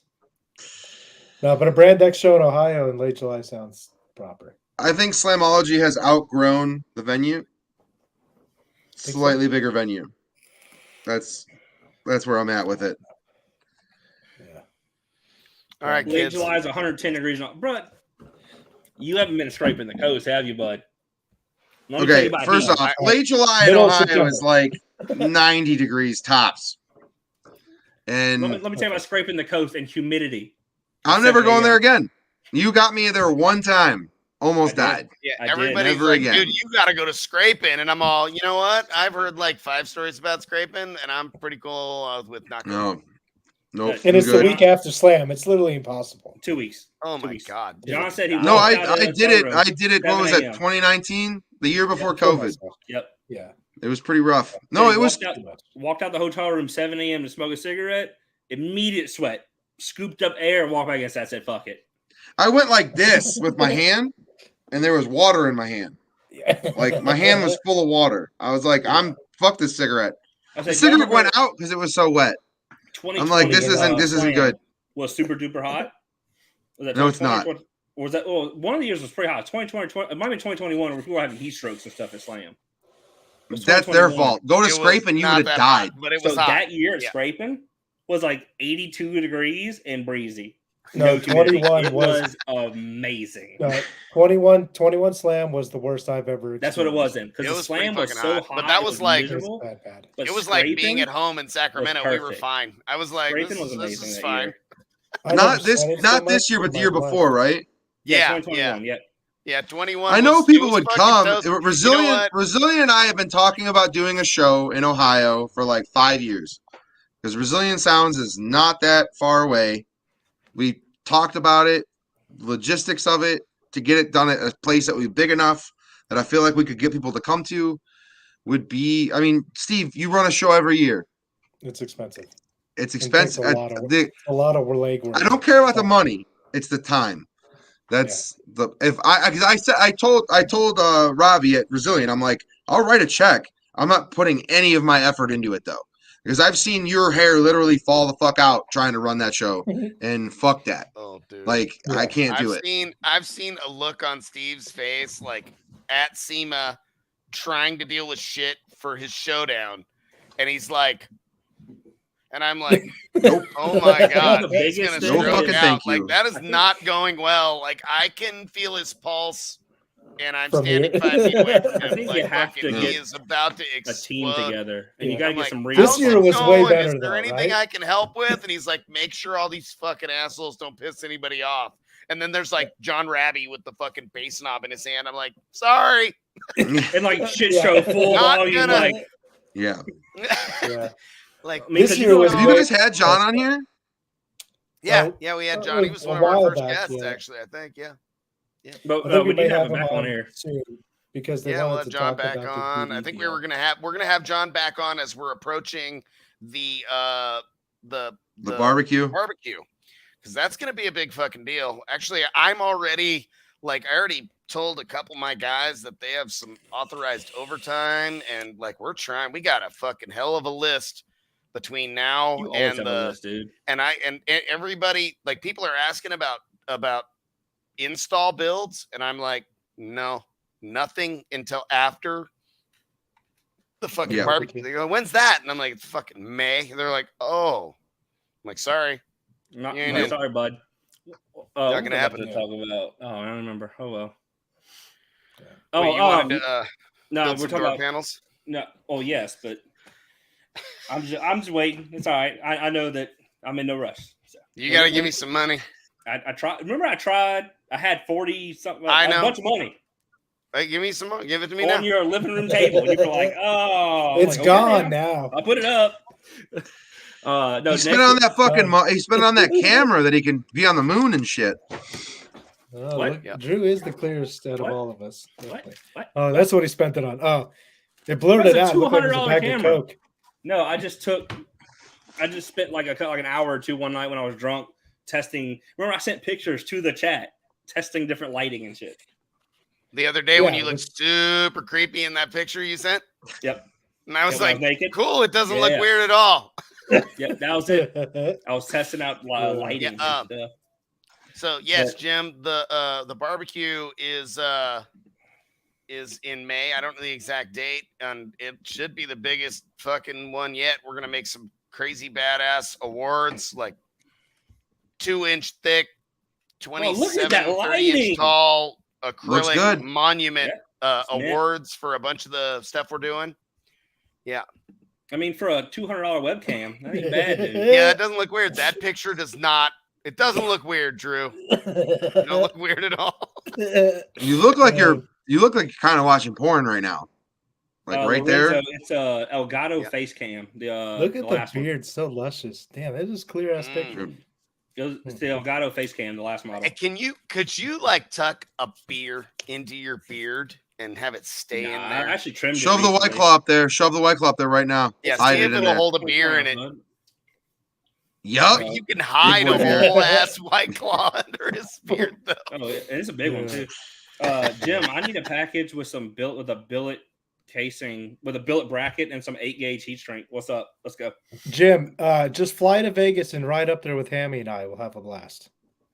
And there's the best burger place in the world on the way up there. So it's Where? worth it. What is it? I love You're not in burgers. Louisiana at curbside, so it can't be. You know what's okay? Let me tell you a little story before we break off. Okay, this burger place was started like 50 years ago by this lady in this town that's got like 300 people. It's outside of Creech Air Force Base, I think it is. Or you go past on the way from here to Reno, you got to go past this lake that's part of this Air Force Base. But literally on the side of the highway, there's like 4 houses and a burger shack. And she's been running this thing for Is 50 it a years. proper shack though? It's a shack, dude. All right, it's the best food there pull is. up a damn picture of it. It's the best food. And she's about to retire, but like this, the state is almost like we don't know what to do because she's so old. She's getting to the point she can't barely do it anymore. But it's become like She's there by herself. Yeah, it's like her and I'm guessing it's probably her daughter. Maybe her daughter's going to take it over. But yeah, you got to ask Hammy. We stop there every time. It's What is it fucking called? so good. Oh my god, I gotta find it.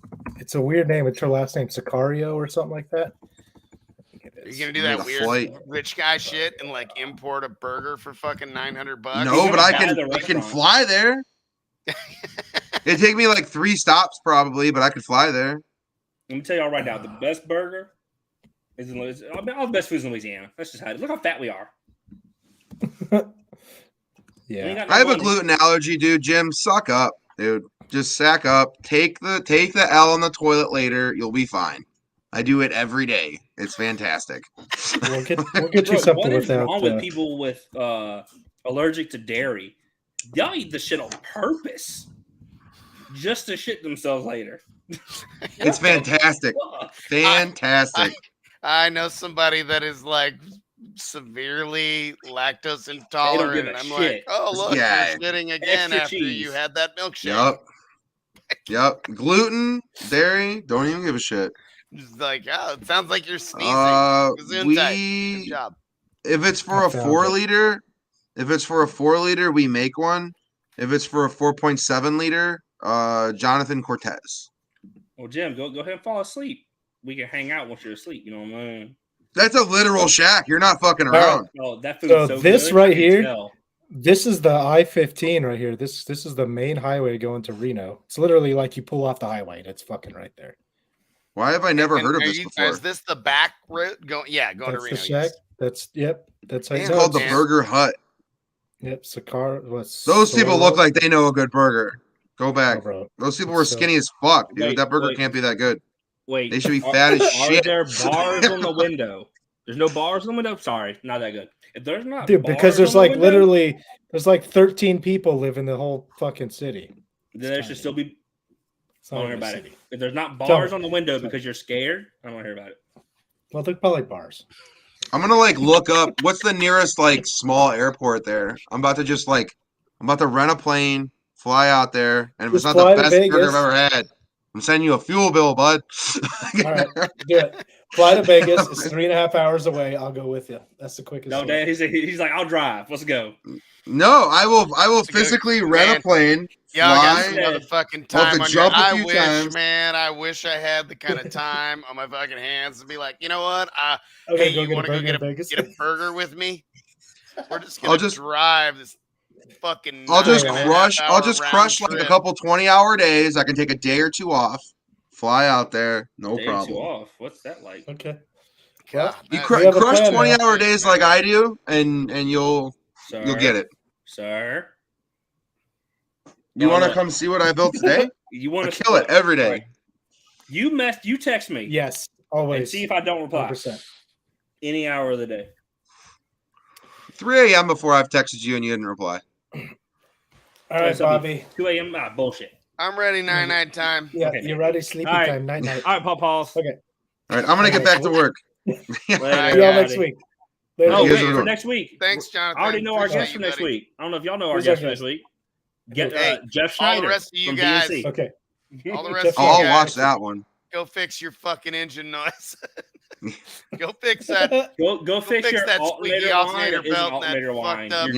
You have bad grounds. Go fix that shit. Or you have audio control DSPs. Go fix that shit.